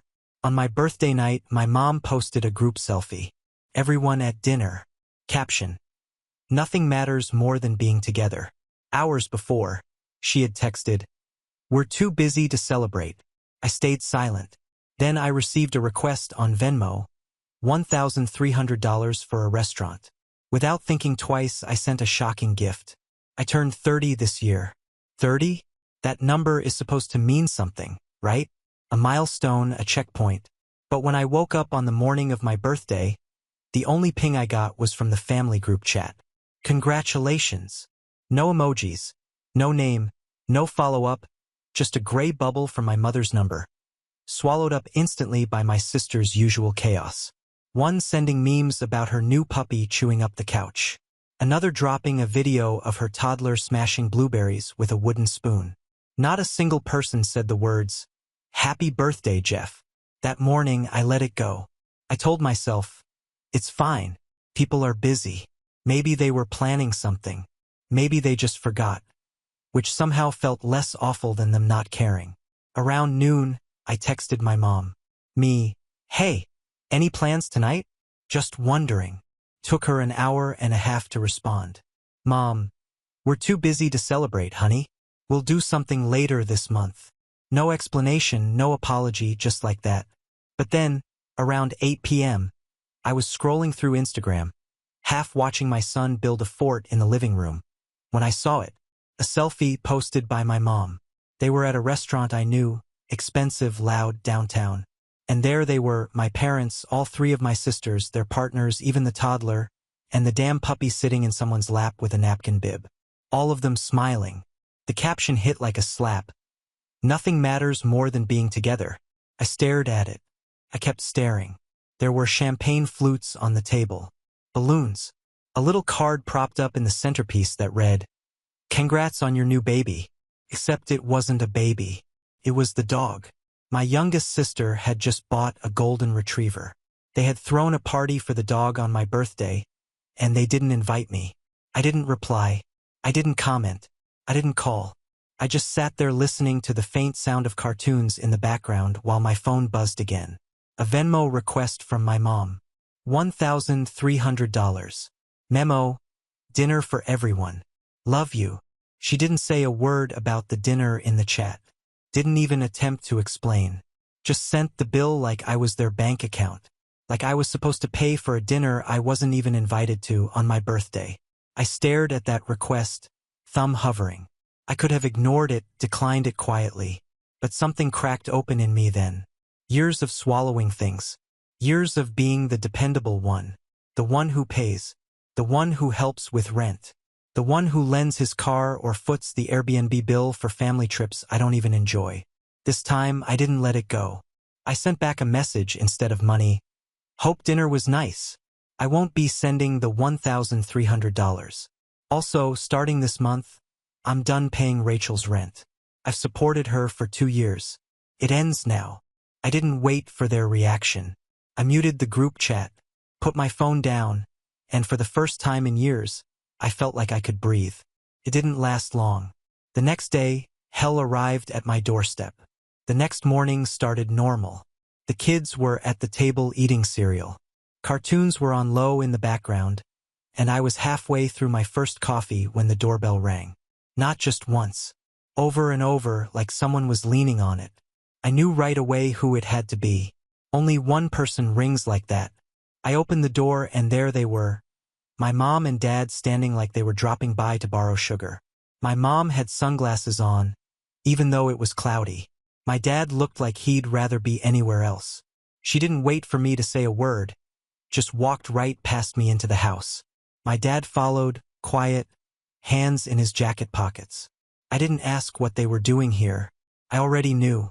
It wasn't about the birthday, not about the dinner or the dog or even the Venmo. It was about what I didn't do. I didn't send the money. And worse, I said no to Rachel's rent. That was the unspoken contract. I pay, they smile.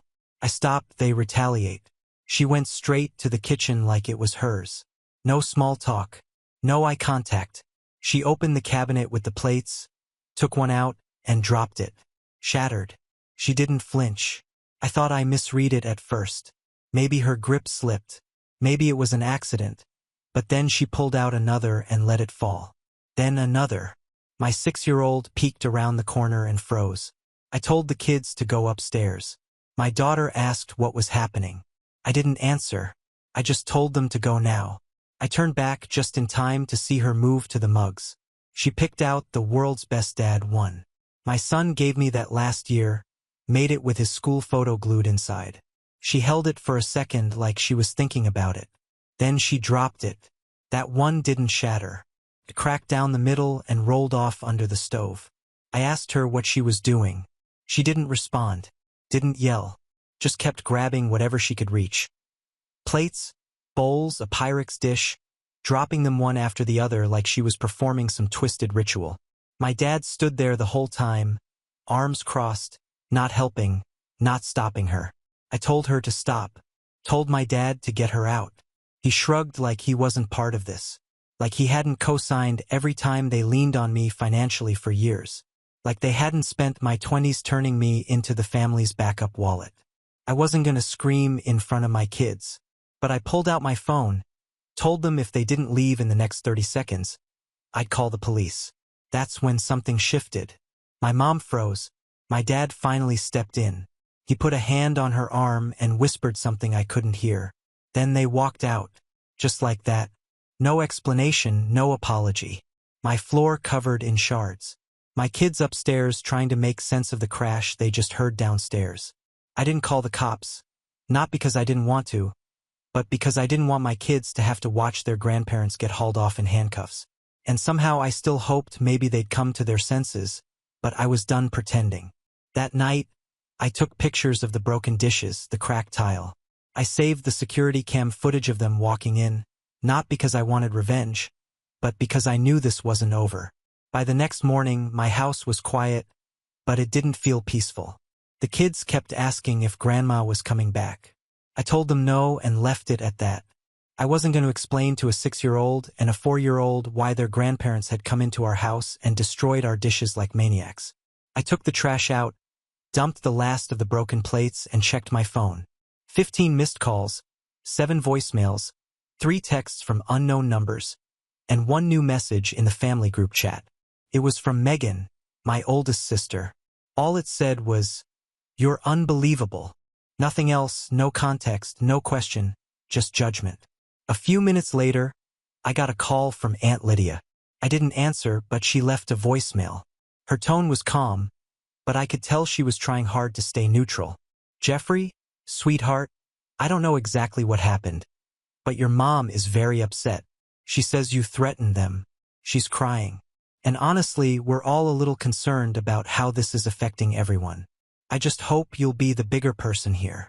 The bigger person. That phrase again, always the one expected to carry, forgive, cover the cost, let it go, never the one who gets protected. By noon, the version of the story my mom had been spreading reached me. Apparently, according to her, I'd lost it. She said I'd cursed at them, threatened physical violence, that my wife had screamed at them in front of the kids. She wasn't even home when they showed up, and that they were terrified when I pulled out my phone to call the cops. They left out the part where she shattered a dozen dishes in my kitchen like she was on some sort of rage cleanse. Then I got the text from Rachel. So, that's it? You just cut me off? Rent's due tomorrow. You could have said something instead of making everything public. I hope you're proud of yourself. Proud.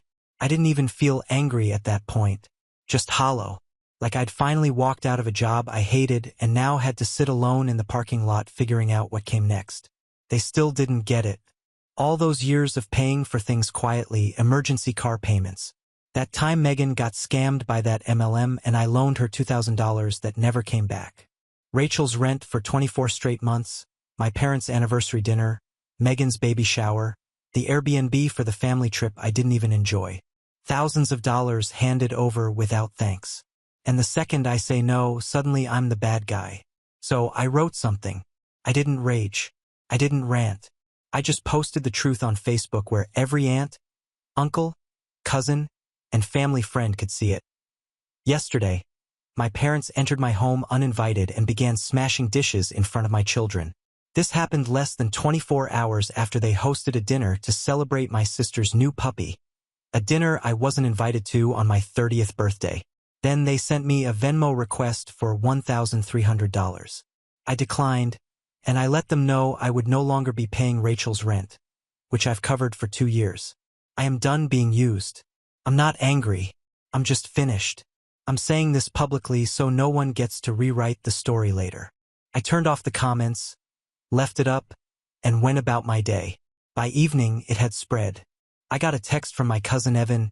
Yo, your post's blowing up. Aunt Lydia is pissed at your mom. She called her out in the group chat. Everyone's talking. Then my Uncle Mike texted me privately. About damn time. You've been carrying those girls since college. Let them sink or swim. And suddenly the silence on my mom's side was different. Not defensive, stunned. She hadn't expected the truth to get out. Hadn't expected people to actually take my side. I didn't reply to anyone. Not that night. But I did take one final step. I called Rachel's landlord and let him know that effective immediately, I would no longer be the emergency contact or financial backup. I emailed it too, just to have it in writing. If she needed help, she'd have to ask someone else. The next day, the retaliation got worse. I thought the worst had already happened.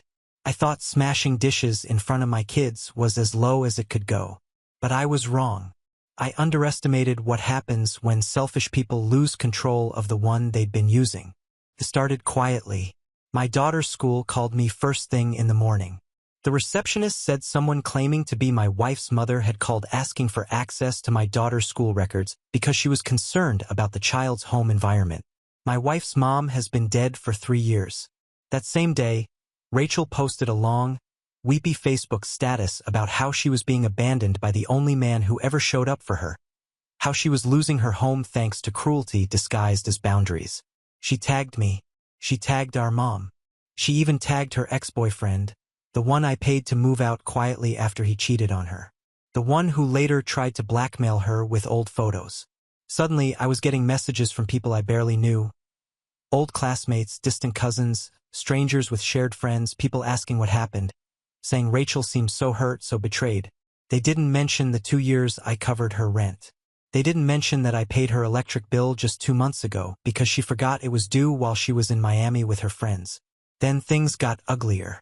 That weekend, someone filed a noise complaint against my house twice. I live in a quiet neighborhood. We don't throw parties.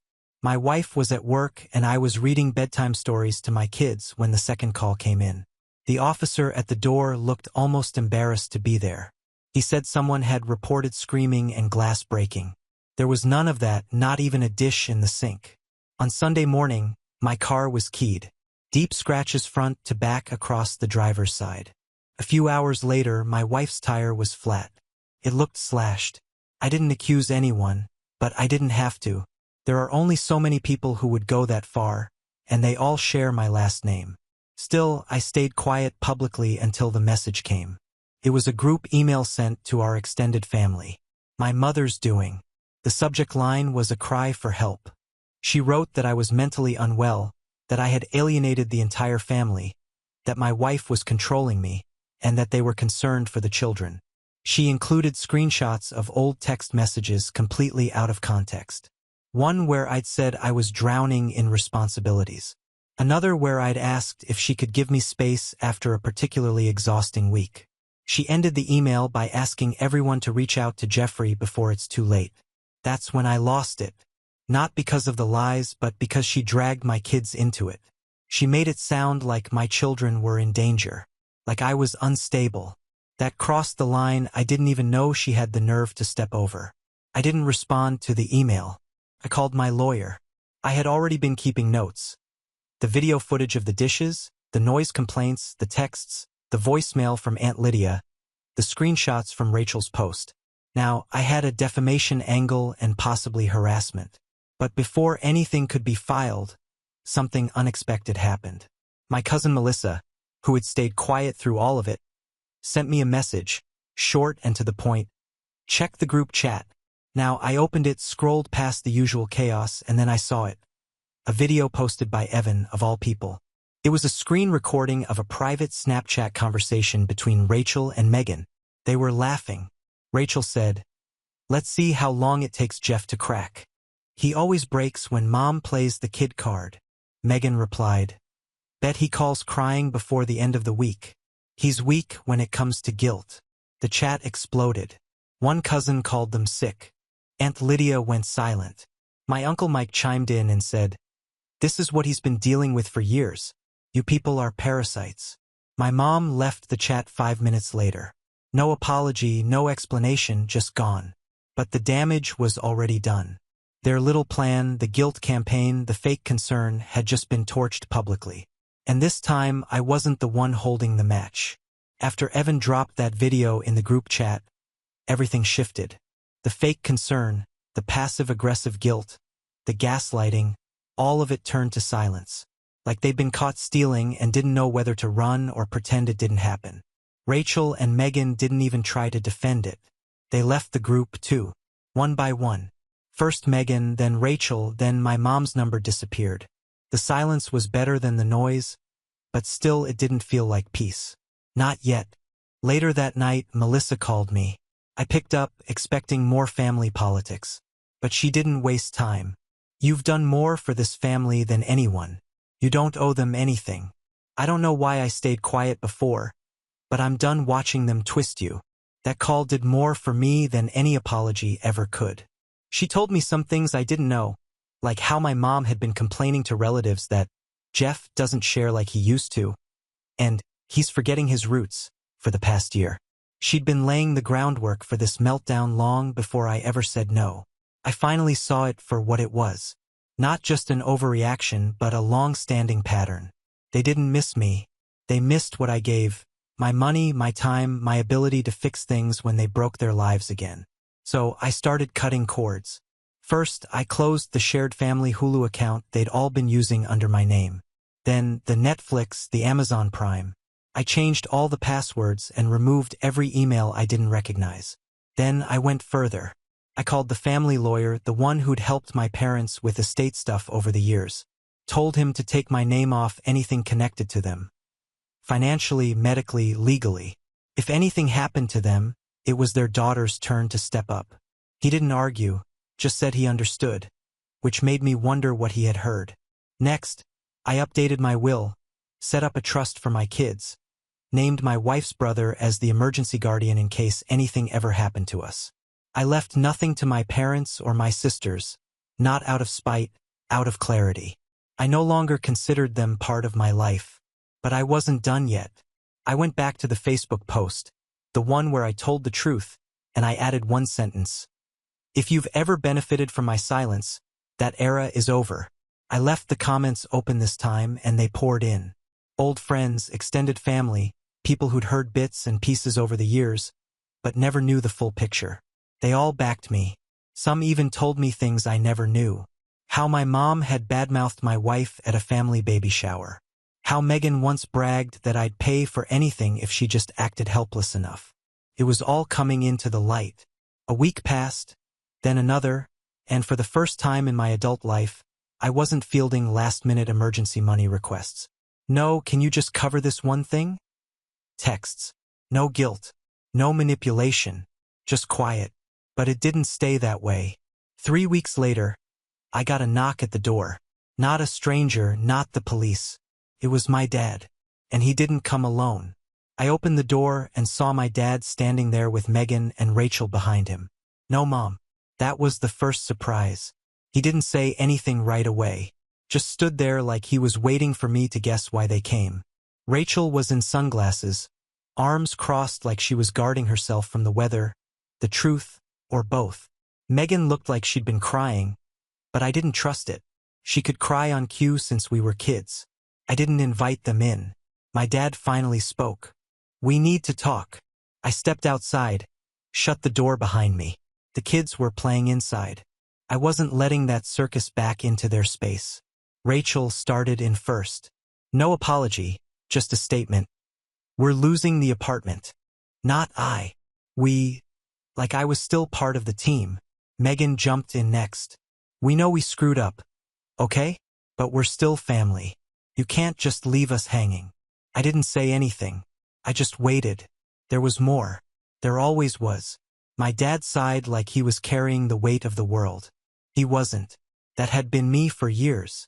Your mother's not speaking to anyone. She's unraveling. Your post embarrassed her. Your aunt stopped inviting her to anything. It's tearing the family apart. That last part made me laugh quietly. Tearing the family apart. What family? The one where no one remembered my birthday? The one where my children watched their grandmother shatter dishes and their great-aunt told me to be the bigger person while they twisted knives behind my back? Rachel finally said it. Can you just help with first and last month's rent? Just to get us stable, please. I looked at her, then at Megan, then at my dad. I told them the truth. You're here because your plan didn't work. You tried guilt. You tried public pressure. You even tried scaring my kids. You crossed every line. And now that people see you for who you are, you've got nowhere else to go. So, you come back here like always, thinking maybe I'll cave. I let the silence stretch. Rachel looked down. Megan looked at my dad. He didn't look at me. I'm done, I said. Megan started to speak, but I cut her off. And before you ask, no, I'm not deleting the post. No, I'm not letting it go. And no, I'm not helping with a damn thing. You can figure it out the way adults do or don't. But I'm not your net anymore. I turned around and walked back inside. They didn't follow. That was the last time I saw them in person. A few days later, I got a message from Melissa. She'd visited my mom. Said she was finally starting to realize how badly she'd screwed everything up. Apparently, Aunt Lydia and a couple other relatives had confronted her. Told her the truth. I didn't abandon the family. They had abandoned me the second I stopped paying. She still hasn't called. I don't expect her to. Maybe someday, but the door's not wide open anymore. It's cracked. Maybe for my kids if they ask. But me, I've built a new foundation. Without them, life after cutting them off is quieter. Lighter. There's no dramatic texts. No surprise Venmo requests. No dishes shattering on my floor. Just dinner with my kids. Real birthdays, honest peace, and I'll take that over being the dependable one any day. Now on to the next story. Story 5. For my sister's engagement, they booked a ballroom, paid for a designer dress, and showered her with jewelry. For mine, a dollar store ring pop and a card that said, "Don't mess this one up." When I didn't laugh, my mom rolled her eyes. Stop being dramatic. That day, I quietly closed the trust account. By midnight, my phone buzzed with my sister shrieking, "What did you do?" It was just the beginning. I knew they favored my golden sister. That wasn't news, but I didn't know how far they'd go until the day of my engagement. My sister Erica got engaged last fall. She barely had the ring on her finger before my parents started planning like it was the royal wedding. They booked the Grand Marlowe Ballroom, 12 crystal chandeliers, valet parking, a band from New York, custom floral arches, champagne with real gold flakes, a dress designed by someone with a French name I couldn't pronounce. My dad even hired a private chef to design the menu. She got a Cartier bracelet for Mom and Dad as a pre-wedding token of love.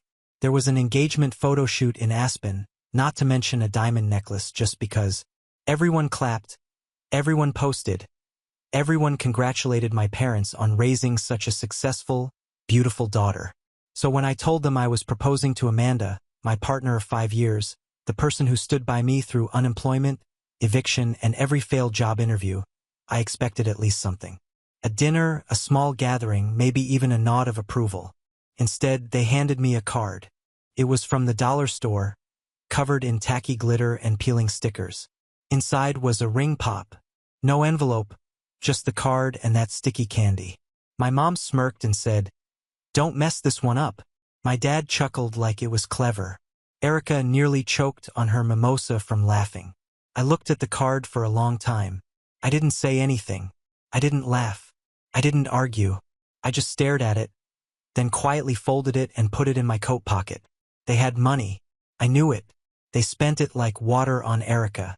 They didn't ask if I needed help. They didn't offer anything. They just made it clear that I was on my own. What they didn't know was that they'd been using my trust account. My grandfather left it to me when he died under the condition that I couldn't withdraw from it until I turned 25. But the day I got access, my parents came with stories. Medical bills, house repairs, Erica's tuition, always something. I let them take what they wanted. I figured I'd build it back one day. Besides, they were my parents. That night, I went home and didn't say a word to Amanda.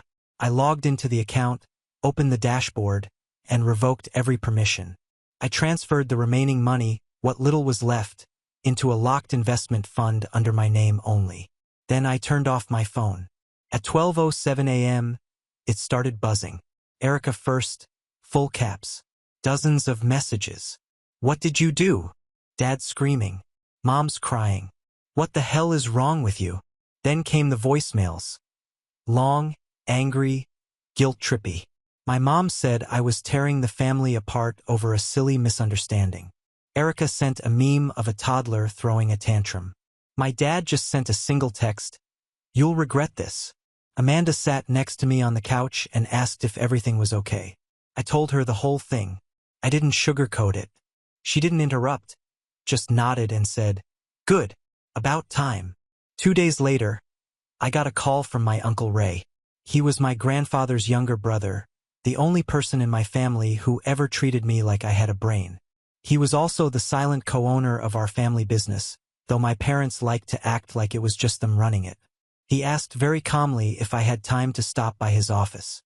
Said he wanted to talk in person. When I walked in, he had a folder already open on the desk.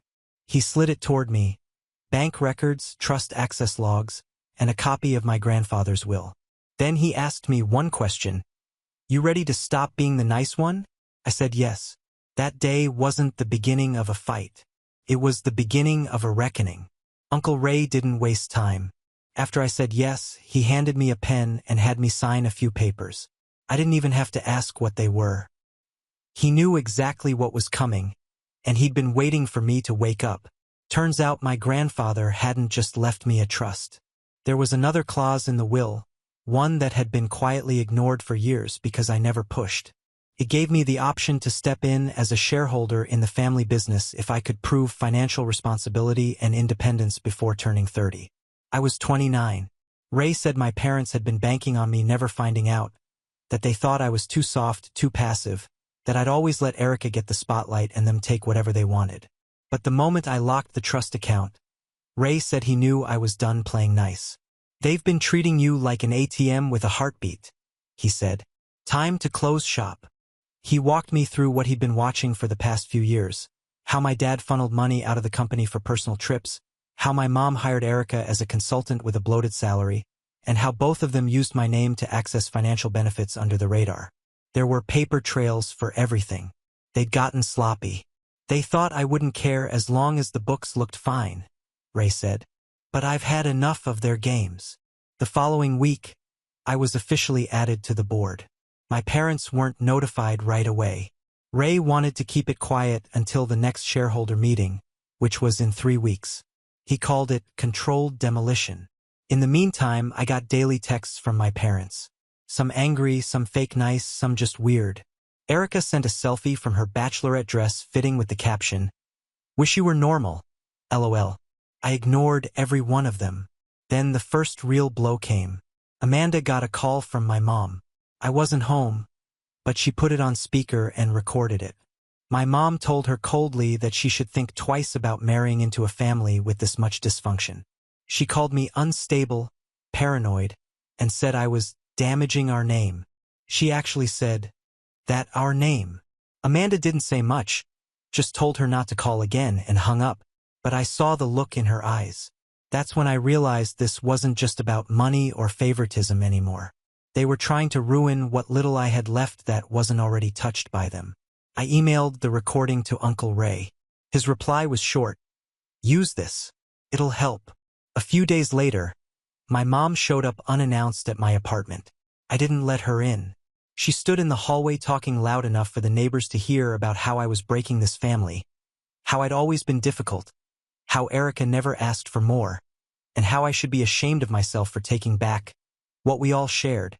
Then she left, and 30 minutes later, I got a call from my aunt, my dad's sister. She was furious. Not at me, at them.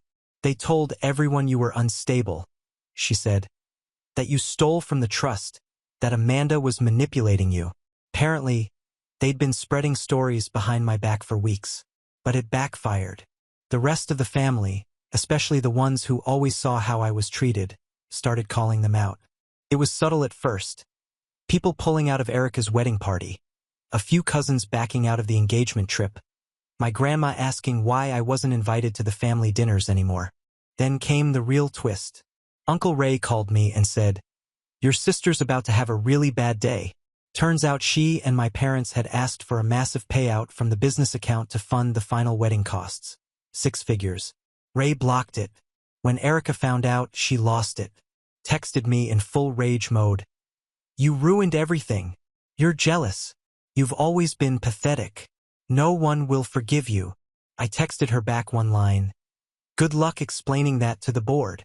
That night, I slept better than I had in years. The shareholder meeting was held in the conference room of the family business HQ, a building my grandfather had paid off before I was even born. My parents walked in like they still owned the place. My dad in his usual tailored suit, my mom dripping in jewelry. Erica didn't come. I figured she was still too busy raging over her blocked wedding money. They didn't see me at first. I was sitting at the end of the table next to Uncle Ray, quiet, flipping through a folder. The moment they noticed me, my dad stopped mid-sentence. "What's he doing here?" Ray didn't even look up from his notes. "Fred's a shareholder now. Didn't you get the memo?" My mom laughed like it was a joke. Then she saw the folder in front of me with the company's seal on it and went pale. The meeting started. It was civil at first. Monthly numbers, vendor updates, typical stuff. Then Ray cleared his throat and said we had some new topics to discuss. He pulled up the financial logs. Projected losses, unapproved expenses, trips listed as business development that were clearly personal, payments made to Erica for non-existent consulting work. Every number was highlighted, every receipt copied, every lie traced back to them. My parents tried to deflect, said they'd been streamlining operations, that it was a family business and things were done informally.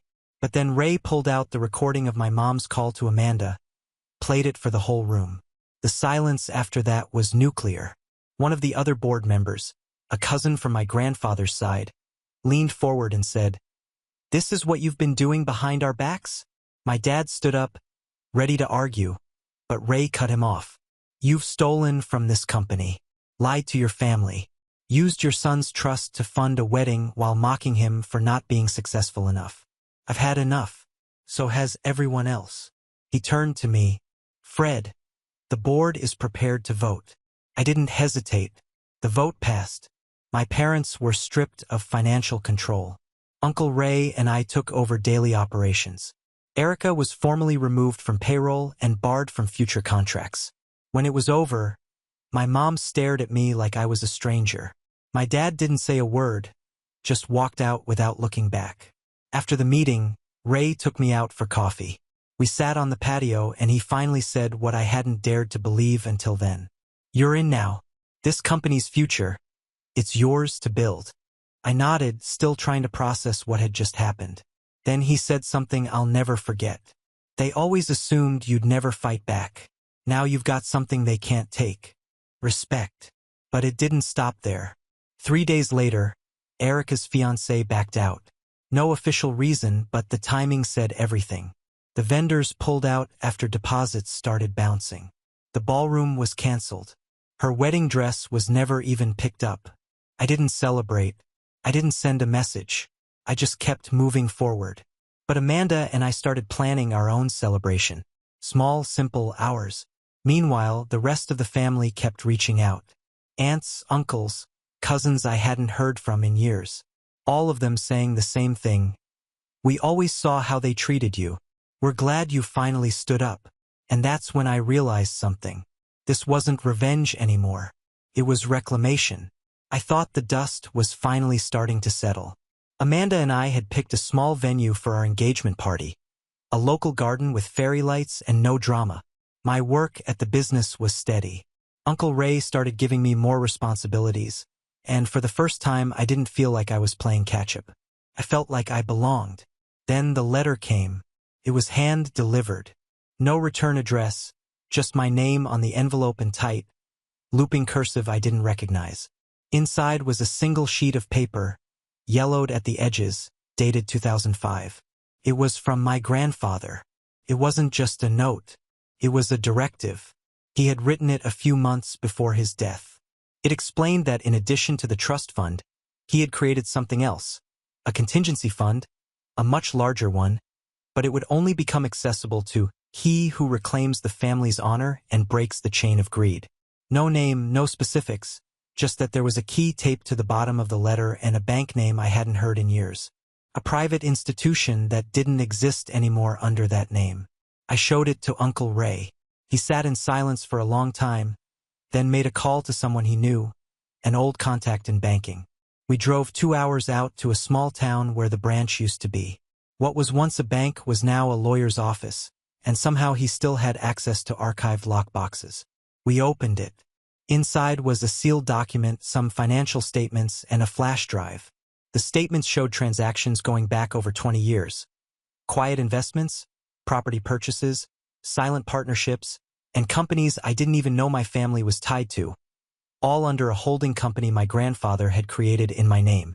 He planned for this. He knew what my parents were like. He knew they'd favor Erica, that they'd bleed the family business dry.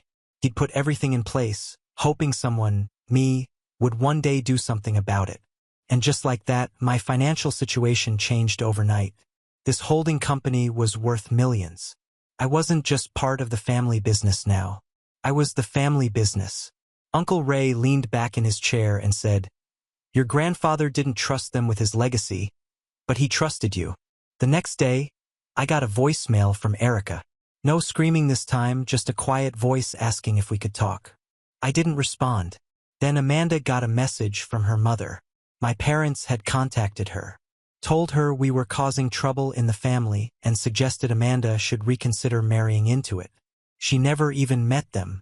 That was the line for Amanda. She called her mom and told her she'd never speak to her again if she let them near her. That was the first time I saw Amanda angry, and I realized my parents weren't just trying to bring me down anymore. They were trying to isolate me, but it wasn't working. The next twist came from my cousin Danielle, the one who had stepped away from Erica's bridal party. She told me my parents were trying to convince relatives to sign a petition to vote me out of the business, claiming I forged documents and manipulated Uncle Ray. It backfired. Half the relatives they reached out to forwarded me screenshots. A few of them cut ties with my parents completely. Even our grandmother, who had always been neutral, called me and said, "They lost me the moment they came after you again." By the end of the week, my mom sent me one last message. "If you keep pushing us out, you'll regret it. Blood is blood." I stared at the message for a long time, then deleted it. I didn't reply. I didn't need to, because blood might be blood, but legacy, that's earned. The letter from my grandfather changed everything, but it also stirred the hornet's nest. By now, my parents were completely shut out of the business. Ray had made it official with legal filings, and my new position thanks to the holding company meant they couldn't even buy their way back in if they tried. But they tried anyway. It started quietly. My dad reached out to an old vendor we'd worked with for years. Tried to make a deal under the table, offering him a better cut if he'd drop us and work with him directly on a new venture. The vendor forwarded the emails to me without hesitation. Next, my mom contacted one of our employees, a younger woman in HR, trying to dig up anything questionable on me. Promised her a referral for a high-paying job if she could find something worth reporting. Then came the bombshell. One afternoon, I got a call from an unknown number. The woman on the other end introduced herself as a lawyer. She said my parents were suing me, claimed I had manipulated an elderly relative into transferring business assets and coerced family members into changing legal agreements. The paperwork had already been filed. It was official. They weren't just trying to damage me now. They were trying to erase me. I sat there staring at the wall for a long time. Then I called Ray. He laughed, not because it was funny, but because it was desperate. "They're throwing fire at a brick wall," he said. "This won't go anywhere, but it's going to get ugly." And it did. The court didn't take it seriously, but the drama alone caused ripples. News got out. A local business column picked up the story. Family feud rocks local firm's founders. The photo they used was of my dad and me at a charity event 10 years ago. We were smiling in that picture. I barely recognized myself. But then something happened I didn't expect. Erica disappeared. No texts, no voicemails, no Instagram posts, nothing. She didn't show up to her own wedding reschedule. Vendors started asking questions. One of my cousins told me her fiancé finally ended it for good and she'd gone somewhere out west to think.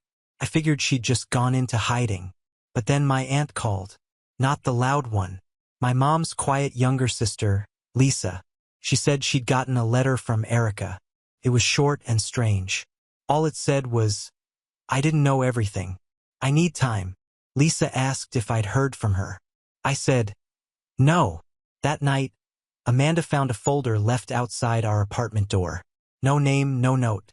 Inside were printed emails, years of them, from my parents to Erica, from Erica to vendors to accountants.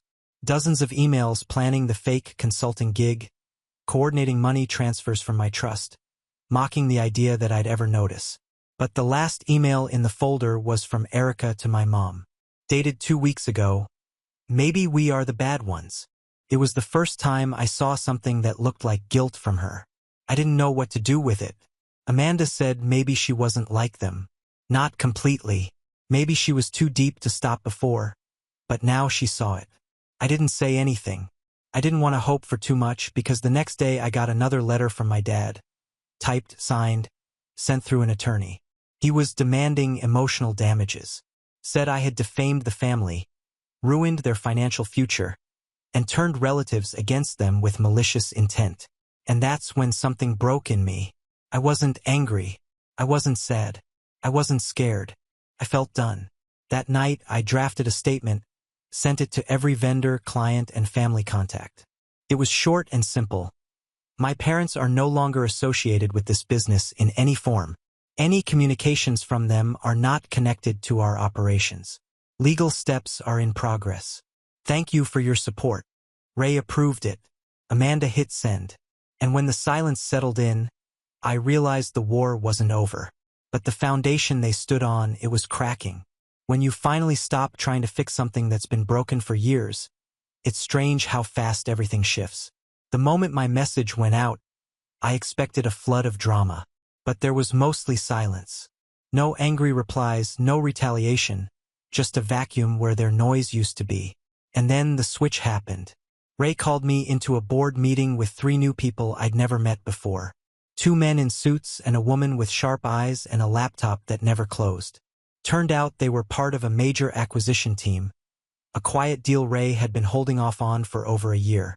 They weren't interested in working with my parents, but with me they were ready to sign. The holding company my grandfather left behind had assets that these people wanted. And it wasn't just about buying in. It was about future control. The deal was clean. My equity grew. And just like that, I had more power than my parents ever dreamed of. The kind of power they chased their whole lives, and the kind I didn't even want until I realized what it could do. Ray said I had a choice. Keep the company small and in the family, or go bigger, modernize, bring in new partners. I didn't hesitate. We started restructuring, laid off the toxic old guard who had been loyal to my parents, brought in fresh talent, and promoted from within. I gave raises to people who had been overlooked for years, rebuilt trust in every direction. That same week, I got word from a cousin who'd spoken to Erica. She wasn't in California like people thought. She was staying with a friend in Chicago, off social media, alone. She told my cousin she didn't want anything from me anymore. And that's when I knew she was done pretending. The silence wasn't anger anymore. It was surrender. But the final moment didn't come until Uncle Ray handed me a new contract. It was the last loose end. The document cut my parents out of the business entirely. Not just from operations, but from the family name. The company would no longer carry my dad's signature on any official records. All legacy credits, all references, all affiliations erased. It wasn't personal. It was business. They made it personal. I just made it permanent. I signed. And then came the family dinner. It was supposed to be a casual birthday party for my grandmother. But everyone knew what it really was. A chance to see who still sided with who. I showed up with Amanda. Ray was already there. So were most of the relatives who had cut off my parents. There was laughter, wine, old stories. And then my parents walked in. They looked smaller somehow. Not physically, just diminished. No one stood up. No one rushed to greet them. Erica wasn't with them. They sat at the far end of the table, ate in silence. When they left early, no one said goodbye. My grandmother pulled me aside before we left. She held my hand and said, "Your grandfather would have been proud. He never trusted them, but he believed in you." I didn't cry. I didn't smile. I just nodded. On the drive home, Amanda asked me how it felt having everything now. The business, the control, the power. I told her the truth. It didn't feel like winning. It felt like freedom. The trust account was gone. The family name was reshaped. And as for my parents and Erica, they were still alive, still around. But from that moment on, they were nothing to me. And that was the real ending. Not with revenge, but with removal. Now on to the next story. Story 6. Nobody will waste their time on your birthday. My mother wrote in our family chat, and everyone supported her. I just replied, okay. That same day, I canceled their apartment lease, which was $2,500 a month, and closed our joint trust account. I closed everything and cut them off. The day my mom told me that no one would be wasting their time on my birthday, something inside me snapped. It was a simple message in our family group chat. I had asked if anyone wanted to have dinner or come over for cake. Nothing crazy, just a normal birthday, the kind that doesn't feel like a reminder that you're completely alone, even when you're surrounded by family. My mom responded first, "No one's wasting their time on your birthday." The message sat there like a stain for a few minutes. Then the others began to like it. A thumbs up from my sister, a heart from my dad, a laughing emoji from my cousin. No one said anything else. No one even hesitated. I just said, okay, and closed the app. 15 minutes later, I logged into the management portal for the apartment lease I had been paying for the past year. $2,500 a month right out of my account so my parents could live stress-free while they got back on their feet. I canceled the lease without a second thought. I then logged into the trust account I had set up when they claimed they needed a safety net. I drained it and closed it. It took me less than an hour to render them completely powerless. The only person I called was my grandfather. When he answered, I just said, "I'm done." He didn't ask what happened. He didn't have to. He just said, "Good. Let them see what real life is like." I felt the weight lift off my chest. For the first time in years, I felt like I could actually breathe. The results came faster than I expected. 3 days later, I started getting texts. At first polite, then angrier, then direct threats about how I was abandoning my family, about how blood is thicker than water. Calls at 2 a.m. that I didn't return. Long Facebook rants tagging me and painting me as a heartless villain. I didn't respond to any of them. 2 weeks after I pulled the plug, they were evicted. I didn't even hear from them. My cousin texted me and said, "Dude, your parents are moving in with Lisa. They're pissed. Apparently, they showed up at her house with 3 garbage bags full of clothes and no idea what to do next. Aunt Lisa wasn't thrilled either, but nobody wanted to look like the bad guy in front of the rest of the family. Meanwhile, I went about my life as if they didn't exist. But Grandpa wasn't done. He told me, "You've given them a little taste of reality. Now it's time to serve the whole damn meal." We started talking every night, working out the details. Grandpa had a list of things they still depended on without even realizing it. I learned how deep their laziness and entitlement ran. Things even I hadn't noticed while I was too busy trying to keep them afloat. If they thought losing their apartment was bad, they were about to find out what real rock bottom looked like. The first part of the plan was simple: cut off anything that made their lives easier. I had co-signed my dad's truck loan a few years back when his credit was in the toilet. Stupid, I know. I hadn't thought about it in a while because he swore he was making the payments. Grandpa suggested I look into it. When I did, I found out he hadn't made a payment in 3 months. So I called the finance company, explained that I was the co-signer, and told them where the truck was parked. 2 days later, it was gone, repossessed right out of Lisa's driveway while my dad was inside watching TV. He texted me at least 15 times that night, alternating between begging and threatening. I didn't answer any of them. Grandpa said, "That's good. Let him stew in it." Meanwhile, my mother was trying to be clever. She called one of my old high school friends, someone she hadn't spoken to in years, and tried to guilt her into talking some sense into me. I found out when my friend sent me screenshots of the messages. It was all the same garbage about how family sticks together and how Mike owes us everything. I sent a screenshot of it to Grandpa. He just replied, "Keep the receipts. You'll need them." By the 3rd week, things had gotten worse for them, and Lisa was tired of them eating her food, using her car without asking, and generally treating her house like a hotel. She began to hint that they should look for other options, but they had nothing. No savings, no credit, no friends willing to take them in, and they still thought I would cave. They didn't realize I was just getting started. Grandpa helped me dig a little deeper into the things they were still hanging on to buy a thread. It turned out that Mom had been using my address for her business license, one she barely used but kept because it made her look good online. I reported it. License revoked. Dad had a P.O. box that I was still paying for because he needed it for important mail. Closed it. They started getting rejection letters, late notices, bounced bills. Every door they tried to open slammed shut in their faces. It all led to what Grandpa called the pressure point. The moment when desperate people stopped thinking clearly and started making really, really bad decisions. I didn't have to wait long. Late one night, about a month after it all started, I came home from work to find the back door to my house wide open. Lights were on inside. It didn't even feel real at first. I walked in, and there was my dad in the living room going through my drawers like a madman. When he saw me, he didn't even try to pretend. He just said, "Give me what's mine." I grabbed my cell phone and called the cops right in front of him. He lunged at me once, but he wasn't fast enough. The police were already nearby, and when they showed up, they handcuffed him to the ground as he screamed about how I was ruining his life. Watching him get hauled away was probably the most satisfying moment of my entire existence. Grandpa called it justice done.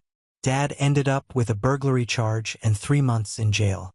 The judge didn't buy any of his sob stories about misunderstandings. There were too many witnesses, too much evidence against him. Mom refused to talk to me after that.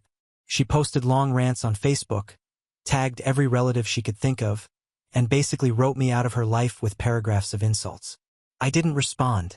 I didn't even read most of it. As far as I was concerned, my family, except for Grandpa, no longer existed, and it felt damn good. After my dad was dragged away in handcuffs, you'd think things would finally settle down. Instead, it was like lighting a fuse. For a few weeks, there was silence. No texts, no phone calls, no angry online rants from my mom. It was eerie. I half expected them to show up at my door again, but nothing happened. It almost felt like I had finally scared them away. Grandpa didn't buy it. He told me, "Silence doesn't mean peace. It means they're plotting something." And he was right. I found out from a coworker that my mom had been making phone calls around town, telling anyone who would listen that I had framed my dad. According to her version, I had set a trap, called the cops for no reason, and destroyed their lives out of spite. She left out the part where my dad was caught rifling through my drawers like a junkie looking for cash. Not that facts ever mattered to her. Soon, distant relatives and old family friends began contacting me. People I hadn't spoken to in years suddenly had an opinion. Messages ranged from, "Maybe you should make peace," to, "How could you do this to your own parents?" It was hilarious. Really, these people had no idea what was really going on. They just bought the version where my parents were helpless little victims. Grandpa thought it was funny, too. He said, "Let them cry in front of the whole damn town. They'll still be broke and homeless when they're done." Meanwhile, their situation was getting worse after the arrest, and Lisa's patience was wearing thin. Mom sat around all day demanding rides, eating her food, blaming everyone but herself. Lisa wasn't having it.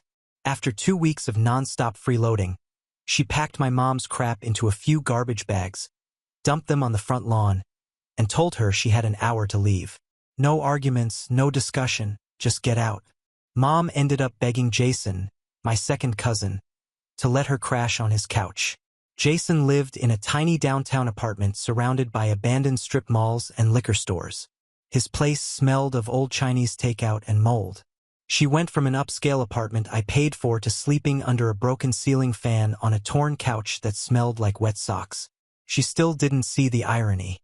Grandpa called it justice done without us lifting a finger. But he wasn't done. He said it was time to make sure they stayed down permanently. As it turned out, Grandpa had set up a family trust years before.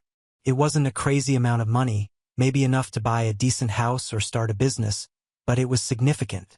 Back when things were normal, my parents were named in it. They would have gotten a share when Grandpa died. They would have. That afternoon, Grandpa and I sat down with his lawyer, a no-nonsense woman who seemed to know exactly what kind of family we were dealing with. We updated the trust. Officially, legally, my parents were cut out. Every penny was redirected to me and a few cousins who had actually stayed loyal. It wasn't petty. It was survival. Grandpa didn't want a dime of his hard work to go to people who had spent their whole lives taking. The best part, we didn't just update the documents quietly. The lawyer had official letters sent to my parents, big manila envelopes that they had to sign. Inside was a complete breakdown of the trust update, complete with highlighted sections showing exactly how and why they were being disinherited. There was no room for confusion, no loopholes, no chance to talk their way back in. When they opened those letters, all hell broke loose. Mom blew up my phone with voicemails full of screaming, crying, bargaining. The messages ranged from, "Please, we're still family," to, "You'll regret this for the rest of your life." I didn't respond to any of them. Then came the fake apologies, the "we miss you" texts, the "maybe we can get together and talk things out." Grandpa said, "You don't build a bridge back to a house you've already burned down." He was right. There was nothing left to salvage. I focused on my own life, upgraded my locks, installed security cameras, finished decorating my apartment with all the little things I had put off for years because I was too busy paying the bills. Meanwhile, they continued to spiral downward, and Grandpa had one last move planned that would make sure they could never rebuild. And this one was personal. Grandpa always believed that lessons only stick when they hurt, and he wasn't done teaching. About a month after we cut them off completely, he called me one morning and told me to meet him at the old community center downtown. I didn't ask any questions. With Grandpa, you didn't have to. You just showed up. When I got there, the parking lot was packed. It was some kind of local fundraiser, small-town politics, charity auction, that kind of thing. But everybody who was anybody showed up at these events, not because they cared about the cause, but because they cared about being seen. That's when I saw them. My mom and Jason huddled in the back trying to blend in. Mom was wearing the same sagging jeans and pulled-up hoodie I'd seen her in during her last Facebook meltdown. Her hair was pulled back in a greasy knot. She looked like a ghost of the woman who used to bark at waitresses when her coffee wasn't hot enough. I kept my distance. I still didn't know why Grandpa had dragged me here. Not until he took the stage. He moved slowly now, but the second he took the microphone, the room went dead silent. Everyone respected him, even people who barely knew him, He stood there with a calm smile and started talking about legacy, about how some people waste what they are given and others build something worth leaving behind. And then he dropped it. He announced a huge donation, $10,000 in my name. Not the family name, not shared credit, just me. On the big projector screen behind him, my name was written in huge bold letters. The message couldn't have been clearer if he had slapped my mother in the face. He talked about hard work, about loyalty, about knowing who deserves to inherit the future. He never mentioned my parents by name. He didn't have to. Everyone in the room already knew the whole story. I caught a glimpse of my mother in the back, her face frozen somewhere between anger and shame. Jason whispered something to her, and she ran for the door without even pretending to smile for the crowd. I didn't move. I didn't say a word.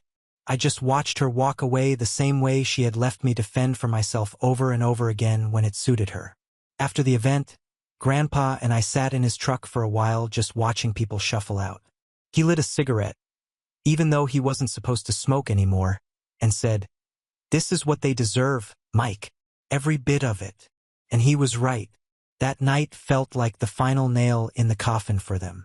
Whatever shreds of social standing they had left were gone. People stopped returning their phone calls. No one invited them anywhere. Even the relatives who had half-heartedly defended them before stopped pretending. But the worst part wasn't the public humiliation. It was what came next. After Mom got kicked out of Jason's apartment, something about unpaid rent she forgot to mention, she started couch surfing with even more distant relatives, people she hadn't spoken to in years. She went from being the queen bee to the family charity case, begging for leftovers and bus rides. My father came out of prison looking a wreck. Skin sagging, hair thinner, teeth worse. He didn't come straight to me, not at first. First, he tried to go back to Ennis's. She slammed the door in his face. Then he tried couch surfing with some old buddies, but they were smarter than him. Most of them wouldn't even open the door, so he started lurking. One afternoon, I pulled into my driveway and saw him standing across the street, just watching. He didn't say a word, didn't wave, didn't move. He just stared like he was trying to remember the life he no longer had. I didn't panic. I didn't call the cops. I didn't even go inside. I just stood there in the driveway with my arms crossed, staring right back at him. It was a long 5 minutes, and then he turned and walked away, shoulders slumped like he was carrying the whole world on his back. Grandpa called me later that night. He didn't ask how it went. He just said, "You're free now, Mike. You finally are." And for the first time in my life, I believed him. But that wasn't the end. There was one last confrontation, one choice I had to make. A door I could close forever or leave open. I thought it was over. I thought they'd finally gotten the message. But people like my parents don't just go away. They wait, stewing in their own misery until they think they've found an opening. It happened one Sunday morning. I was out back fixing one of the gates when I heard a knock at the front door. A slow, faint knock, as if whoever was on the other side wasn't sure they wanted to be there. I wasn't expecting anyone, and for a second, I thought about ignoring it, but something told me to go see. Standing on my front porch were my mom and dad. I hardly recognized them. Mom had dark circles under her eyes, her hair pulled back in a tight, greasy bun. She was clutching a plastic grocery bag as if it held everything she owned. Dad looked even worse. Thin, hunched over, as if he could barely stand up straight. His clothes were stained and mismatched. His eyes, the ones that used to be so full of self-righteous anger, looked hollow. They didn't speak right away. They just stood there, shifting from foot to foot like children sent to the principal's office. Finally, Mom mumbled something about needing a place to stay for a while. She said it like it was no big deal, like she was asking for a cup of sugar. Dad didn't say anything. He just kept his eyes on the floor as if he knew he had no right to even be standing there. It would have been easy to slam the door in their faces. Part of me wanted to. Part of me had been waiting for this moment for years. The moment they would come crawling back, broken, and see me standing strong. But there was a small, stupid part of me that hesitated. Because no matter what they'd done, they were still my parents. Still the people who gave me life, at least biologically. Grandpa's words echoed in my head. "You don't owe them anything, Mike. Blood doesn't erase betrayal. I stood there for a long time just staring at them. They didn't even try to plead. Maybe they knew it wouldn't work. Finally, I said the only thing I could. Choices. Now live with them. I closed the door, locked it, walked away. Behind the door, I could hear Mom starting to cry. Not the dramatic, performative sobbing she used to do when she wanted something real crying. The kind that sounded like something inside her was finally breaking. I didn't go back. I didn't look out the window. I didn't open the door. They stayed there for a while. I could hear them moving around on the porch, but eventually they left. They dragged their cheap grocery bag with them like it was all they had left in the world. I didn't hear from them again for weeks. I found out later that they bounced around from motel to motel before finally ending up in a shelter 2 towns over. No more comfortable couches, no more family to suck on, no more money. And me? I was finally living my life without the weight of them dragging behind me. I traveled, bought a new car, started dating again, laughed more.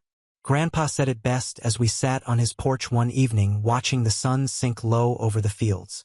He said, "Sometimes the only way to save yourself is to let those who are trying to drown you go under." And that's exactly what I did. 3.5 years later, a letter showed up in my mailbox.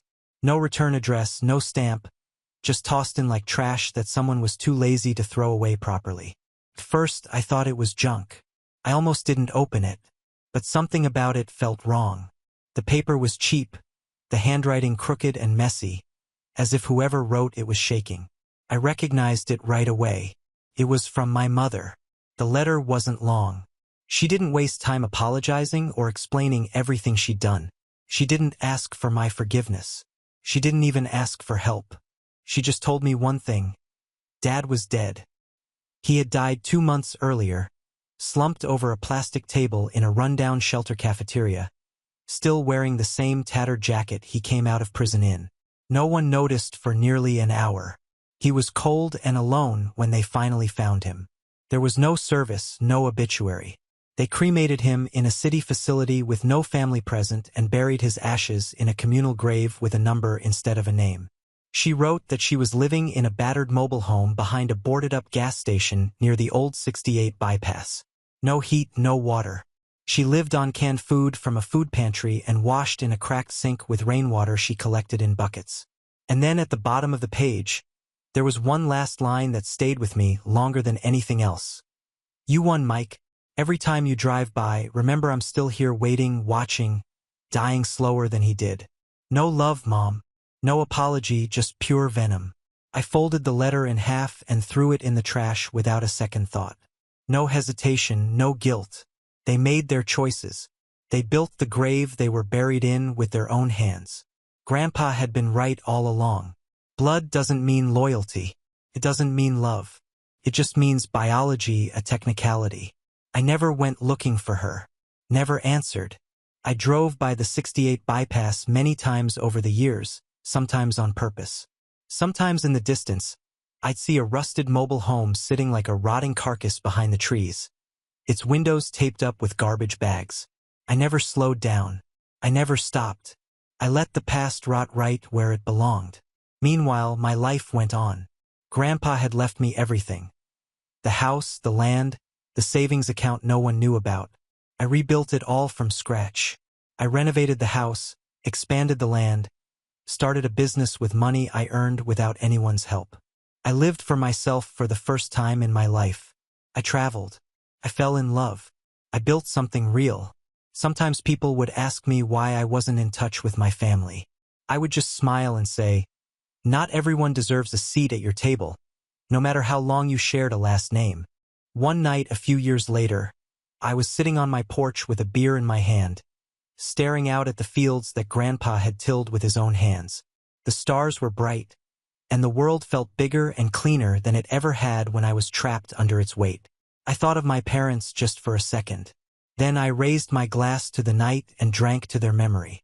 A memory that couldn't hurt me anymore. They were ghosts now, and I had finally stopped believing in them. Update. It happened at a barbecue, one of those neighborhood things where everyone brings a dish and pretends not to judge each other's lawn care or bank accounts. I usually kept quiet at these things, stuck to a beer in a corner. But that night, a guy named Andrew struck up a conversation with me. We talked about business, trucks, the city. Nothing deep, nothing dangerous. Then he casually asked, "Do you have family here?" It was such a normal question, so innocuous. Most people would have rambled on about cousins, holidays, funny childhood stories.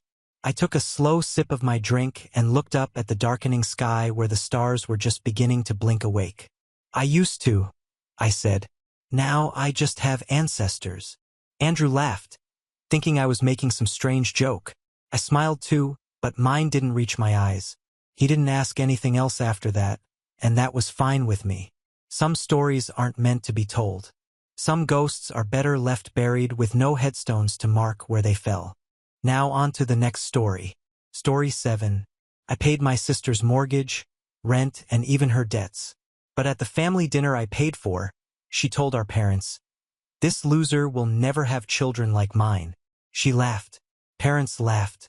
But then I calmly told her why I would not pay anymore. And now she's going crazy. Have you ever sat at a table with people you bled for, only to realize they were laughing while you drowned? That's how it felt that night. Ashley is my younger sister. She was the golden child growing up. And somehow that title stuck long after high school ended and real life started tearing people apart. I went to college, built a business from the ground up, married Madison, and we have 2 kids we're crazy about. Ashley, well, she married Rick. And that alone could be the punchline to a bad joke. Rick hasn't had a steady job in over a decade.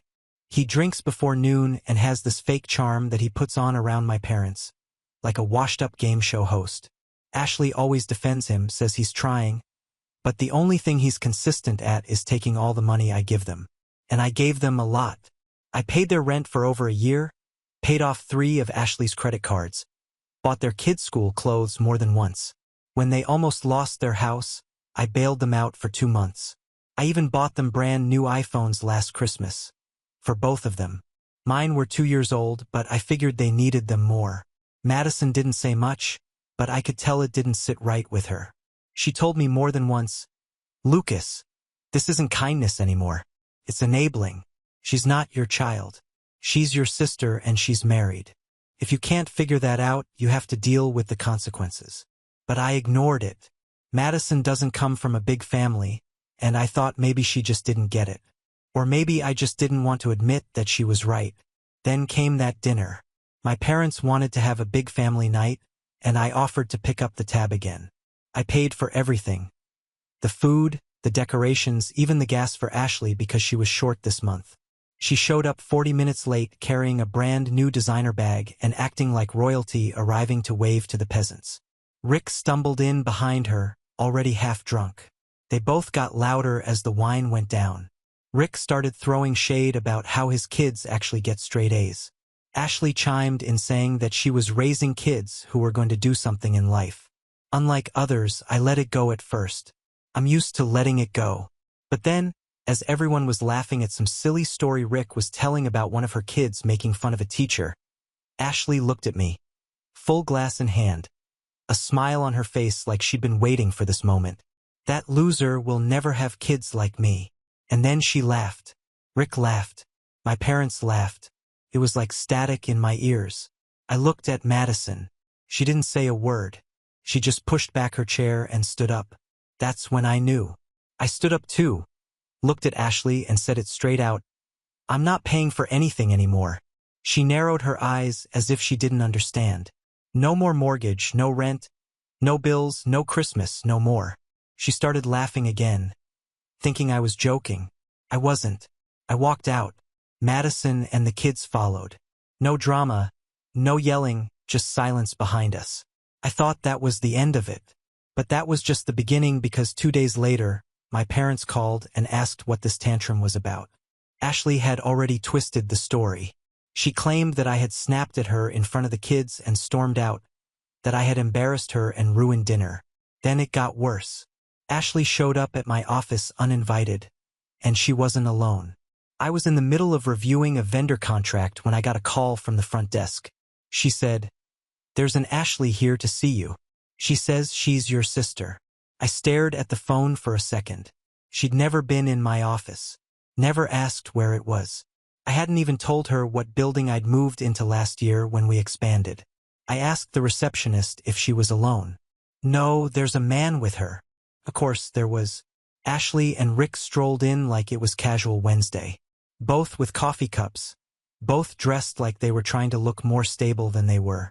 Ashley was wearing heels, the kind she definitely didn't buy at Target. Rick had a leather jacket I recognized. He bragged about finding it on eBay a few months ago. Said it was vintage designer. They followed me to a conference room. I offered them nothing. No chairs, no coffee. I just stood there and waited.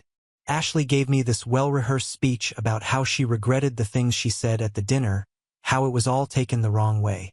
She actually said I was trying to make a joke and it came out wrong, like calling me a loser in front of our parents and kids was somehow comedic timing.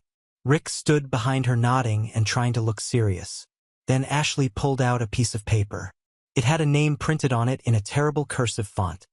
Wick Vibes, her new business, candles, home decor, custom artisan blends. She said she was starting from scratch.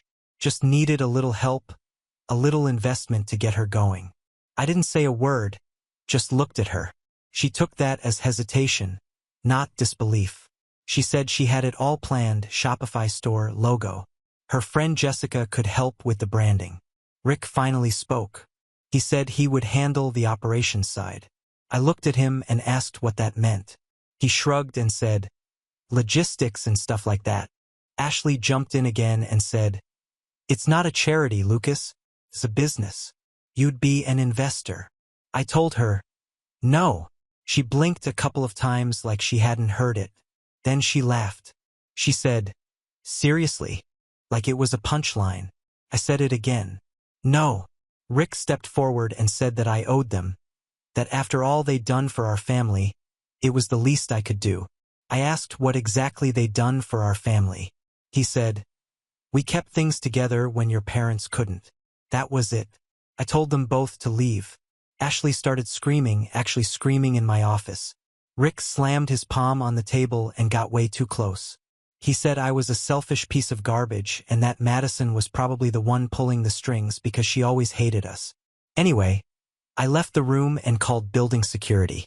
They were gone within 5 minutes. I thought that would be the last of it. It wasn't. The next morning, my father called, sounded upset, said there was a situation. Apparently, Rick had shown up at their house around 2 a.m., tried to get into the garage. Said he left some of his tools there and needed them back. But he didn't knock, didn't call, just tried to pick the lock. Her neighbor saw him and called the cops. He wasn't arrested, just talked to. But here's the kicker.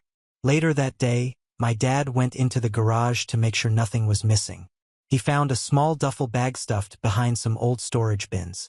Inside were 4 open bottles of vodka, some loose cash, 2 of my mom's old jewelry boxes, and this part made my stomach turn, some of my old company documents, originals, things I thought I'd shredded years ago. I asked my dad to bring it all to me. He did. That night, I realized how far this had gone. Ashley hadn't just used me. Rick had stolen from me. Couldn't sleep that night. I kept going over what was in the bag. My mother's old jewelry, the cash, the vodka, the company documents. It didn't make sense. Rick never had access to my office. Those documents were from years ago before I moved offices. I thought they were shredded. It bothered me so much that I pulled up my old backups from my home server just to check some of the files. That's when I noticed something strange. A login attempt to one of my old business banking portals from my parents' bank. It wasn't successful. The account had been dormant since I merged everything into the new company. But the attempt had been made at 3:14 a.m. 2 weeks ago. It wasn't a coincidence. I didn't tell Madison at first. I was trying to figure it out on my own. But the more I dug, the more things came up. Old mail that I never received. My dad mentioned getting a letter from me once and said he gave it to Ashley because she said she'd deliver it. That was last year. I called the bank and flagged everything. Then I called a friend of mine who works in digital security. He offered to do a quick search of my accounts. Within 2 hours, he found something. Ashley or Rick or both had tried to open a line of credit in my name. They had my SSN, old business records, everything. They used my parents' address and my old email, which had been hacked months before. They tried to take out $50,000 for business development under Wicked Vibes. The application didn't go through, not only because they couldn't verify my current employer, because I'm the damn owner. I was shaking. I wasn't even angry yet, just stunned. Then came the absolute madness. 3 days later, I got a phone call from Madison. She was home with the kids when she noticed someone walking by the front of our house twice. Not a neighbor, some guy with a camera. She went out and asked him what he was doing. He said he was taking pictures for a listing. Said the house was going on the market. She laughed, thinking it was a mix-up, but then he showed her the listing printed with our address. I went home and looked it up myself. Our house, our address, our names, with a different contact number and email. The listing was on a small, sketchy real estate website, one I'd never heard of. I called the listed number. A woman answered, said her name was Melissa and that she was handling a private sale. I asked for more information. She paused and then hung up. I filed a police report that night. I then hired a private investigator. It took him 5 days to link the burner phone from the ad to a registered SIM card purchased by Rick 2 towns over from a prepaid store. He used cash but forgot to use a fake name. Idiot. Rick and Ashley tried to sell my house, or at least make someone think it was for sale so they could get a deposit. I sat Madison down and told her everything. About the line of credit, the attempted fraud, the bag of stolen documents, and now this. She looked at me and asked the only question that mattered. What are you going to do about it? I didn't sleep that night. After everything that had happened, the fake house listing, the attempted line of credit, Rick trying to break into my parents' garage, my mind wouldn't shut down. I kept running through every version of what I could do. Part of me wanted to just block their numbers, change my locks, and never speak their names again. I told Madison just that. Let's just walk away. End it here. No contact, no drama. She didn't look surprised, but she didn't agree. Lucas, you've been running away for years. Look where that got us. I remained silent, just watching her. She was calm, but there was a sharpness in her voice that I hadn't heard before. She wasn't angry. She was finished. They used you. They mocked you in front of your family. They stole from you. They tried to sell our house. What do you think they're going to do next time? Because there will be a next time. I told them I didn't want revenge. I wanted peace. I wanted my life back, the quiet life we had worked so hard to build. Madison leaned across the table and put her hand on mine. You don't get peace from people like that. You get more chaos until they run out of ways to hurt you, or until you make it clear there's a price to pay. I asked her what she meant. She didn't hesitate. Ruin them. She had it all in her head. Not shouting, not dramatic, cold, strategic. I didn't even know she paid that much attention, but she remembered it all. Ashley bragging about being a single mom and getting welfare for the kids, even though she lived with Rick. Rick's DUI that never made it to court because of a paperwork mix-up he bragged about at Christmas. She remembered the names Ashley dropped when she talked about borrowing money from one of her friends to keep her candle business alive. We put everything together. Emails, screenshots, voicemails, old messages, even wire transfers. I hired a lawyer just to make sure we weren't overstepping any boundaries ourselves. He said it was more than enough for criminal and civil fraud investigations. Madison handled the reporting. The IRS, local police, FTC, Department of Social Services, even the school board. They were using my donated iPhones as district issue to claim extra money from the state. We reported that too, and then we waited. Took longer than I thought it would. It was almost a month before anything happened. The first blow came when her bank account was frozen for irregular activity. Then came the suspension of welfare and active investigation. Then the IRS froze her last tax refund. Ashley posted on Facebook a picture of her crying with a dramatic caption about snakes in the grass. She didn't name names. She didn't have to. Everyone knew. Then Rick lost it.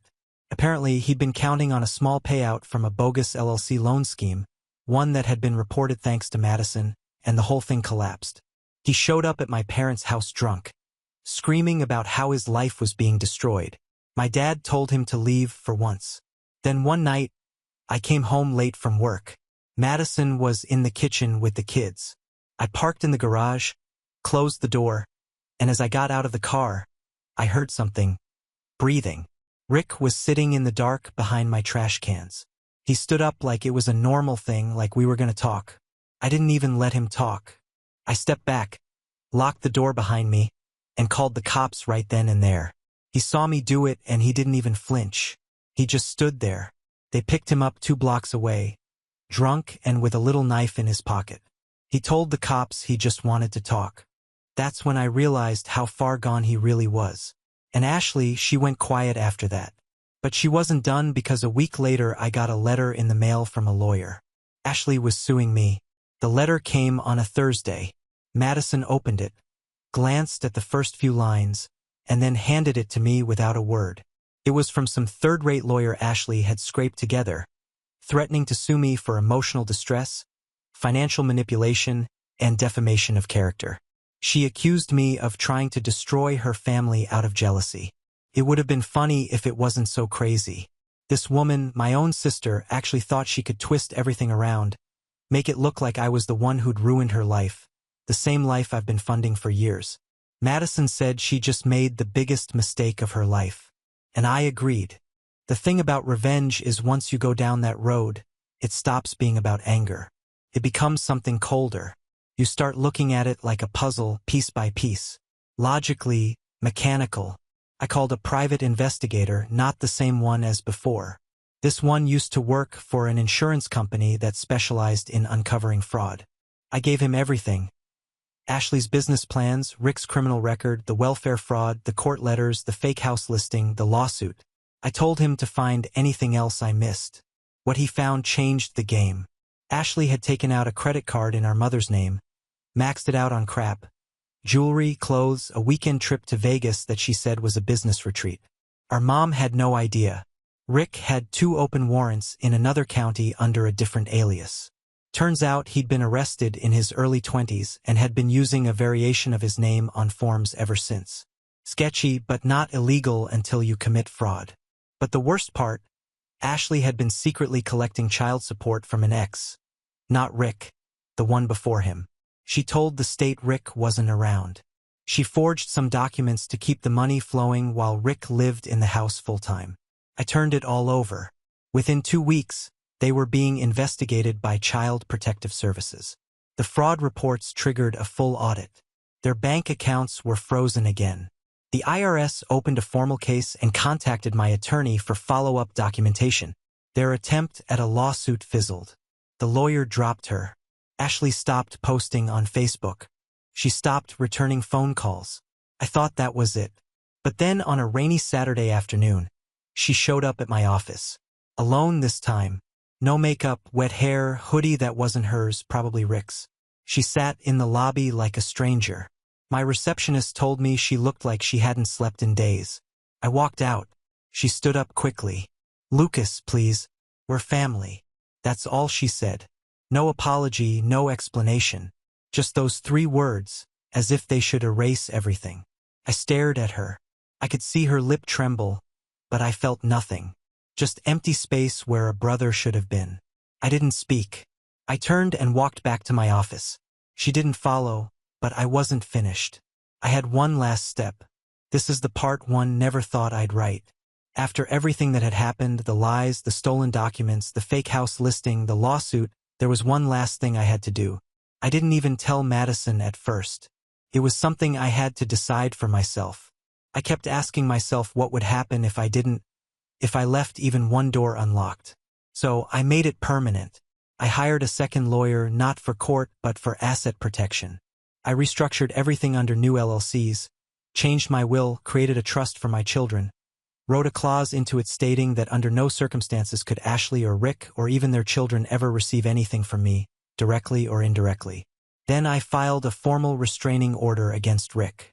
Based on the garage break-in, the bag of stolen documents, and his showing up at my house with a gun, it was granted without a problem. I made sure that every school my children attended had a copy, just in case. Madison said it was over now, but it didn't feel over. 2 weeks passed, then a month. No phone calls, no emails, no middle-of-the-night drama. It was the quietest my life had been in years. And then I started hearing things. A friend from high school texted me out of the blue. He said he had seen Ashley working part-time at a gas station out of town. Another mutual friend mentioned she was couch hopping with her kids. Rick had disappeared again. No one had seen him since his last job fired him for suspicious behavior. There were rumors that he was living out of his car, that maybe he'd left the state. The kids, no one knew for sure. Just whispers that Ashley had pulled them out of school. Something about a hostile environment and bullying. But I don't believe it. I think she was embarrassed or scared. And here's the part one can't shake. I am ashamed. Not of what I did, but of how far it all had to go. I think of those kids, my niece and nephew, living out of bags, changing schools, watching their world fall apart as their mom spirals and their dad disappears. I think about Ashley sitting on a motel bed, probably scrolling through job listings on a broken phone, still trying to figure out how it all fell apart so quickly. And part of me feels like I pulled the trigger. I don't talk to my parents anymore. Not after they called me cold for not helping. When things got real. Not after they asked me out of the blue if I could at least help the kids get new school clothes. It's been 2 months since my last move. 2 months since I closed that book. But I still wake up some nights wondering if I have become the very thing I was trying to fight against. If in cutting out the poison, I took some of the good with me. I told myself it was justice, that I was setting limits, protecting my family. But I look at my children playing outside, unaware of what has happened. And I wonder what would they think if they knew what I had done, how far I went. So yeah, I'm posting this here because I honestly don't know anymore. Did I do the right thing, or did I just become someone else, and now I don't know how to come back? Update 1. She came back one last time. I didn't expect to post again. Honestly, I thought I was done with all of this. But something happened last weekend that made it all come back. And now I don't know how to feel. It had been quiet, almost too quiet. No texts, no calls, no weird sightings or mutual friends reaching out. Life had begun to feel normal again. My business was steady. The kids were doing great. Madison and I had finally started planning a real vacation. And for the first time in years, I felt in control. Then Saturday happened. We were in the middle of a backyard barbecue with some friends from the neighborhood. Kids running around, music playing, Madison laughing with some of the other moms. Everything felt light until I looked up and saw Ashley standing at the edge of my yard. She looked thinner, hair pulled back, oversized hoodie, sneakers that looked too big for her. No car nearby, just standing there like she walked halfway across town to get here. She waited until I caught her eye. Then she stepped forward. One of the other dads came over thinking she was lost or something. I waved him off. Madison saw her too. She didn't move. She just watched. Ashley didn't try to get closer than the gate. She said, "I'm not here to start anything." I didn't say a word. She said, "I just want to talk one last time. Please." I walked out and closed the gate behind me. We walked to the sidewalk. She told me that she and Rick weren't together anymore. He was gone, probably out of state. The motel kicked her out. She's been staying with a friend, barely keeping the kids in school. Said she lost everything. Blamed herself for most of it. Then she looked at me and said, "You were right about everything, and I'm sorry. I didn't expect that." She asked me if I'd ever consider letting her back into my life. Not to ask for help, just not being a stranger. She said, "I don't want my children to grow up hating the only person who ever helped us." It hit me harder than I expected. I told her that I needed time, that I didn't know what forgiveness looked like, that I couldn't promise anything, especially after everything. She nodded, said she understood. She didn't ask for money, didn't cry, just thanked me for listening and left the same way she came. And now I don't know what to think. I don't know if she's manipulating again or if she's really hit rock bottom. I don't know if opening the door, even a crack, will bring the whole mess back. But I do know this. When she walked away, she didn't look back. And for the first time since this all started, I didn't feel angry, just tired. So now I'm sitting here asking this again. What would you do if it was your sister? Is there a point where you let people back in? Or is the door supposed to stay closed forever? Now on to the next story. Story 8. You're a burden. Go away, Dad said loudly after I lost my job and stopped paying their bills. So I left. But the shock came a month later when I received an inheritance. And then losing my job wasn't just a setback. It was the first domino in a chain reaction I never saw coming. For years, I had been the successful one, the golden son, the one my parents bragged about at family gatherings. The one they called when money was tight, the one who paid their bills when they overspent. And I never hesitated. Felt good to help them. Felt like my responsibility. Then there was Jake, my older brother. He never left home, never had a real career. He worked a simple retail job, barely made enough to support himself, and had zero ambition. According to my parents, they treated him like a joke, a walking disappointment. Whenever they lectured me about being responsible, they pointed to Jake as a prime example of what not to become. But then I lost my job, and suddenly everything turned upside down. At first, I thought my parents would support me. I had supported them for years. Surely they could help me now that I needed it. And in a way, they did. They let me move back in. But there was a catch. I had to buy the food and pay the bills. I hesitated. But what choice did I have? My savings were dwindling, and I figured this was temporary, just a few months until I was back on my feet. Weeks turned into months, and the rejection emails kept coming. Interviews were going nowhere. I tried. I sent out resumes every day, but to my parents, effort didn't matter. Results did, and I had nothing to show for it. The tension in the house grew. It was subtle at first. My father's disappointed sighs, my mother's passive-aggressive comments about how expensive everything was. Then it became less subtle. When are you going to start contributing more, Ethan? Jake lives here, but at least he pays rent. You're not a kid anymore. The worst part? They weren't even struggling. I had seen their finances. They weren't drowning in debt. They had enough to get by, but they were used to me cushioning their lifestyle. They didn't want to adjust. They wanted me to fix it. The only person who didn't change for me was my grandfather. He was old, weak, and barely left his room, but he still had his mind, and he noticed things. You take better care of me than they do, he told me one night as I helped him into bed. I shrugged. It's nothing. He shook his head. It's not nothing. We sat in silence for a moment before he said something that took me completely by surprise. If I leave, whatever I have left is yours. I thought I had misheard him. My parents always said that Grandpa didn't have much money, that most of it was tied up in medical expenses. I assumed he meant something small, a sentimental gift, maybe some cash. I didn't think much of it. A few weeks later, he passed away. I was devastated. My parents were inconvenienced. The funeral was something they had to deal with, another obligation, another expense. They hardly talked about him after that, but they had a lot to say to me. The week after the funeral, my father sat me down. I thought maybe, just maybe, he wanted to check in on me, see how I was doing. Instead, he said, "You need to start paying rent." I was stunned. I don't have a job yet. Not my problem. I stared at him, waiting for him to take it back. He didn't. I told him I couldn't afford it. And that was that. His face twisted in disgust. You're a burden. Go away. Just like that, I was out. Jake was the only one who helped me pack. He looked guilty, but he had no power in this house. My mom barely acknowledged me as I walked out. My dad didn't say a word. I left feeling humiliated. I had given them everything. And the moment I had nothing left to give, they threw me away.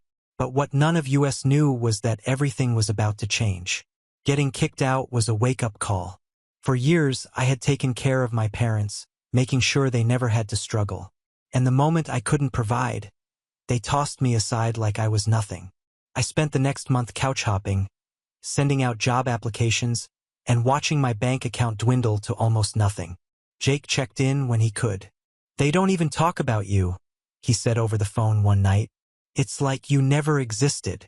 It hurt, but I wasn't surprised. They had always valued me only for what I could give them.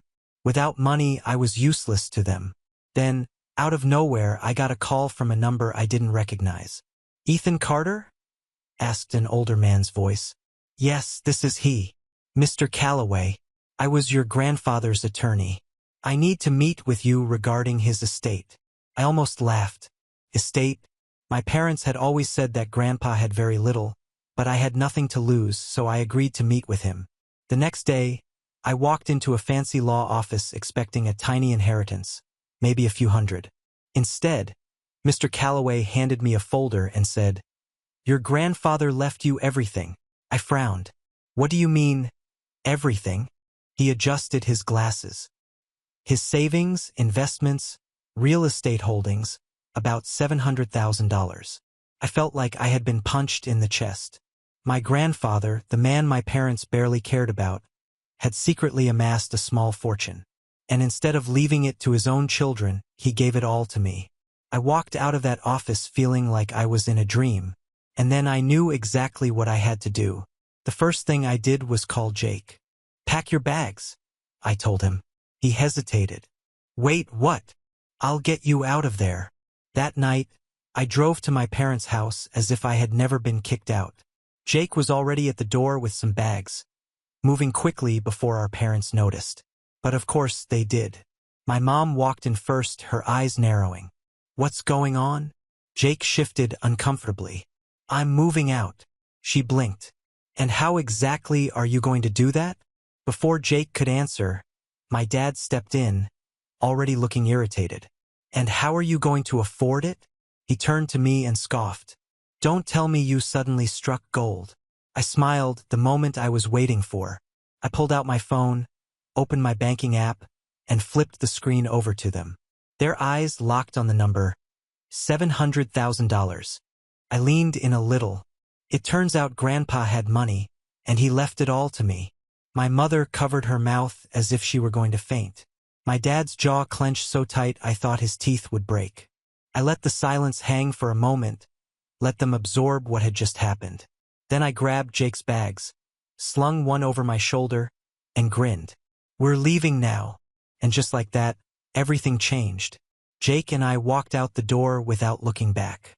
I half expected my parents to stop us, maybe hurl one last insult my way, but they were too stunned to speak. We threw his bags into my car and drove off, the house fading behind us. Neither of us said anything for a while. It wasn't until we reached the highway that Jake let out a shaky laugh. "I can't believe you just did that." I grinned. "Believe it." He shook his head. "Dude, they're going to lose their minds." I knew he was right, and I was counting on it. I set Jake up in a nice apartment. Nothing too fancy, but miles better than living under our parents' roof.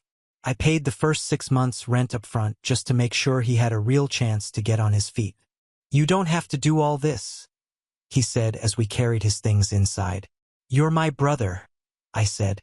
"You deserve to be out of there a long time ago." For the first time in years, Jake actually looked happy. But just as we finished unpacking, my phone blew up. "Mom, Dad, Mom again." Then a text, "We need to talk." I ignored it. An hour later, Jake's phone rang. He picked it up, sighed, and put it on speaker. Mom's voice filled the room. "Jake, where are you?" He hesitated. "I told you. I moved out." "You can't just leave like that," she said, her voice already shifting into guilt mode. "After all we've done for you." I laughed loud enough for her to hear. She was silent for a second. Then, "Ethan, I know you're there." "Yep." Her voice was sweet, fake. "Why didn't you tell us about Grandpa's money?" I grinned at Jake and shrugged. "I didn't think it was any of your business." There was a pause. I could almost hear her calculating her next move. "Ethan, honey, we're family. We should help each other." I rolled my eyes. "You mean like you helped me when I lost my job?" "Oh wait, you fired me?" "That was a misunderstanding," she said quickly. "Your father, he didn't mean it like that." "Really?" Because I remember the words, "You're a burden." "Go away," pretty clearly. Another pause. Then the voice I was waiting for, my father's. "Don't be an idiot, Ethan," he snapped. "You think you can just turn your back on us after all we've done for you?" I felt my blood boil, but I wasn't going to let him get to me, so I just laughed. "What exactly have you done for me?" Silence. Jake grinned and shook his head. I took a breath and smiled. "Look, I gotta go. But hey, don't worry. I'll send you some money." Mom gasped. "Really?" "Yeah." I paused for effect. "I'll pay the garbage bill. That should be enough, right?" Jake burst out laughing. Mom stuttered. Dad started to shout something, but I ended the call before I could hear it. I leaned back, grinning. Do you think they got the message? Jake wiped tears from his eyes. Oh, they got the message. And for the first time in a long time, we were free. Over the next few days, the calls didn't stop. My phone buzzed constantly. Mom, Dad, even distant relatives who never cared before. I ignored each one. Jake did the same, though he admitted to feeling guilty at first. They never wanted anything from me before, he said, shaking his head. It's so obvious. That was the thing. They didn't care when he left. They didn't care about me when I was struggling. The only reason they suddenly wanted to talk was because they knew I had money. A week passed, then two, and just when I thought they would finally give up, they showed up. I returned to Jake's apartment one afternoon and saw my parents standing outside the building. My mom looked distraught, her eyes scanning every car, every person that walked by. My dad had his arms crossed, his jaw clenched as if he could barely contain his frustration. They must have figured out where Jake lived and decided to wait. I considered driving away, pretending I never saw them. But part of me wanted to hear what they had to say. So I parked, got out, and walked up like I had all the time in the world. My mom's face lit up. Relief washed over her. She reached for me, but I stepped back. She started talking fast, throwing out every guilt trip in the book. They had been worried. They missed me. Didn't I miss them? Didn't I care about family? I just stared at them. Then my father spoke. His tone was different, calmer than I expected. He said they had made a mistake. That kicking me out was a decision made in the heat of the moment. That families fight, but they work things out. I almost laughed. They weren't here for me. They were there for my money. Then came the pitch. My mom started talking about the house, how the bills were piling up, how the mortgage was a little behind, how things had just been so stressful lately. My dad nodded and added that since I was doing so well, maybe I could help out. Help out. The same people who threw me out like garbage were now standing in front of me, pretending to care because they wanted my money. I looked between them, pretending to think. Then I said the one thing they never expected to hear. Sell the house. My mother's face paled.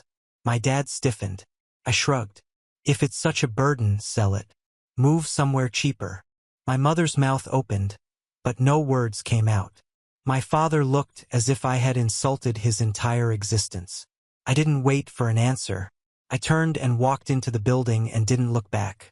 Jake was inside watching from the window. He laughed when I told him what had happened. But the thing was, I knew my parents. They weren't going to let this go. Not yet. And I was right. Because the next day, something even worse happened. I woke up to a barrage of messages. Missed calls, voicemails, messages from numbers I didn't recognize. Something was wrong. Then I saw Jake's text. Check Facebook. My stomach sank. I opened the app, and there it was. A long, dramatic post from my mother, plastered all over her page for all to see. She wrote about how her ungrateful son had abandoned his family in their time of need. How, after all they had done for me, I had turned my back on them as soon as I had money. She called me selfish and heartless. She said that she and my father were struggling, barely getting by while I was off living a lavish new life. And the comments, my relatives, family, friends, even people I barely knew chimed in. Some offered their condolences, saying they couldn't believe I could do this to my own parents. Others said they were praying for my mom, that I would come to my senses before it was too late. I scrolled in disbelief. Then I saw something that made my blood run cold. A comment from my uncle, one of the only sane people in the family. Didn't you kick Ethan out? The answer? My mother's outright denial. She said I left on my own, refused to help, refused to contribute, that they had opened their home to me and I had repaid them by abandoning them. I stared at the screen, my hands shaking, not with sadness, with anger. Jake called a few minutes later, already knowing I had seen it. They're going crazy, he said. Mom's acting like you ruined her life. I almost laughed at the absurdity of it all, but then Jake hesitated. There's something else, he said. They went to Grandma's house. That stopped me cold. Grandma, my dad's mother, wasn't rich, but she owned her house outright and had some savings. She had never gotten along with my mother, but she had always liked me. If my parents were trying to manipulate someone for money, she would be their next target. I grabbed my keys. I'm going over there. Jake didn't even ask. I'll meet you there. By the time I got to Grandma's, I could hear my parents' voices from inside. I walked in without knocking. My mother turned around, startled. My father scowled. Grandma was sitting in her chair, arms crossed, clearly unimpressed with whatever sob story they were selling. I got right to the point. What are you doing here? My mother didn't miss a beat. We're talking about our family, Ethan. Something you clearly don't care about anymore. I ignored her and looked at my grandmother. Did they ask you for money? Grandma sighed.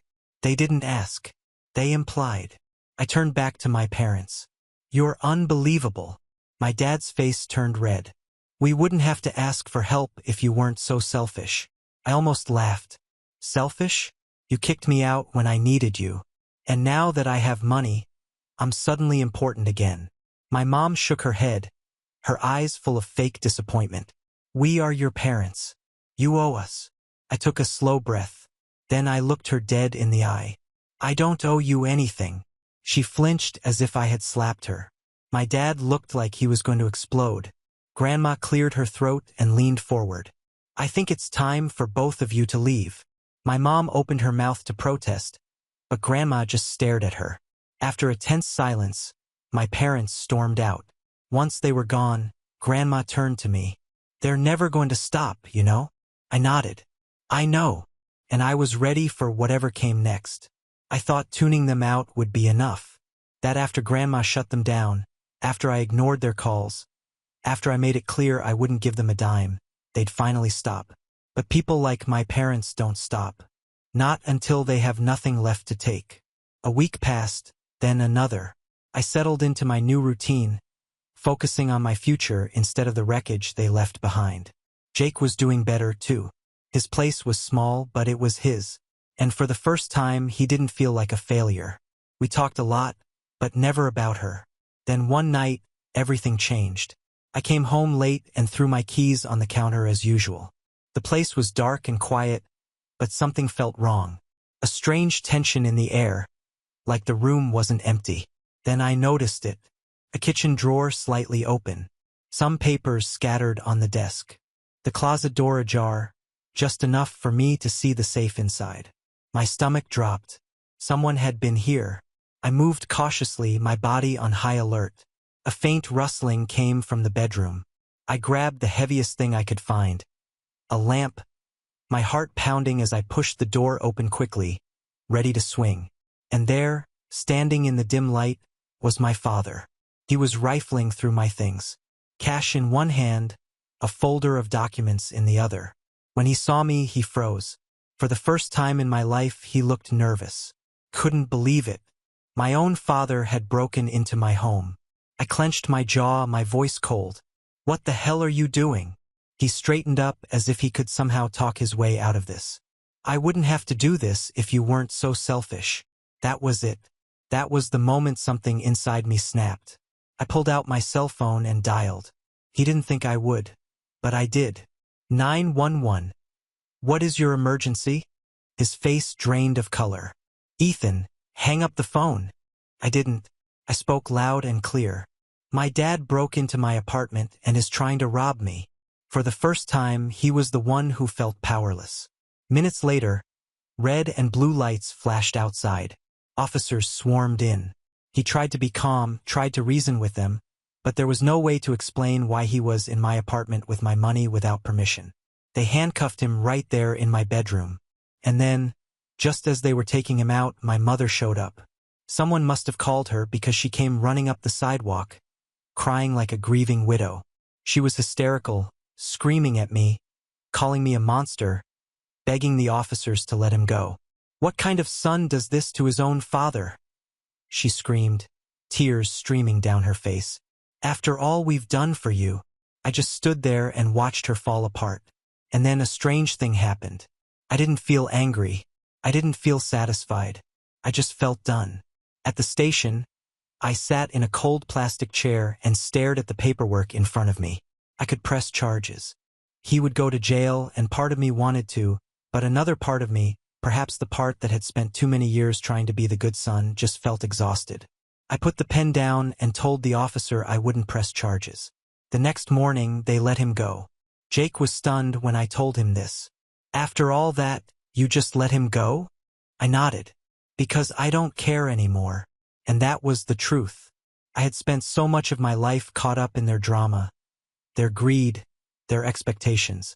I wasn't going to waste another second. A month later, I packed up and left.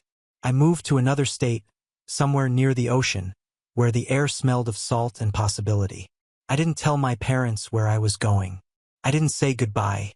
For the first time in my life, I did not owe anything to anyone. And for the first time in my life, I was free. We have reached the end. If you enjoyed this video, please be sure to like and subscribe to the channel for more videos like this, and give us your thoughts about the stories in the comments section. Thank you and see you in the next video.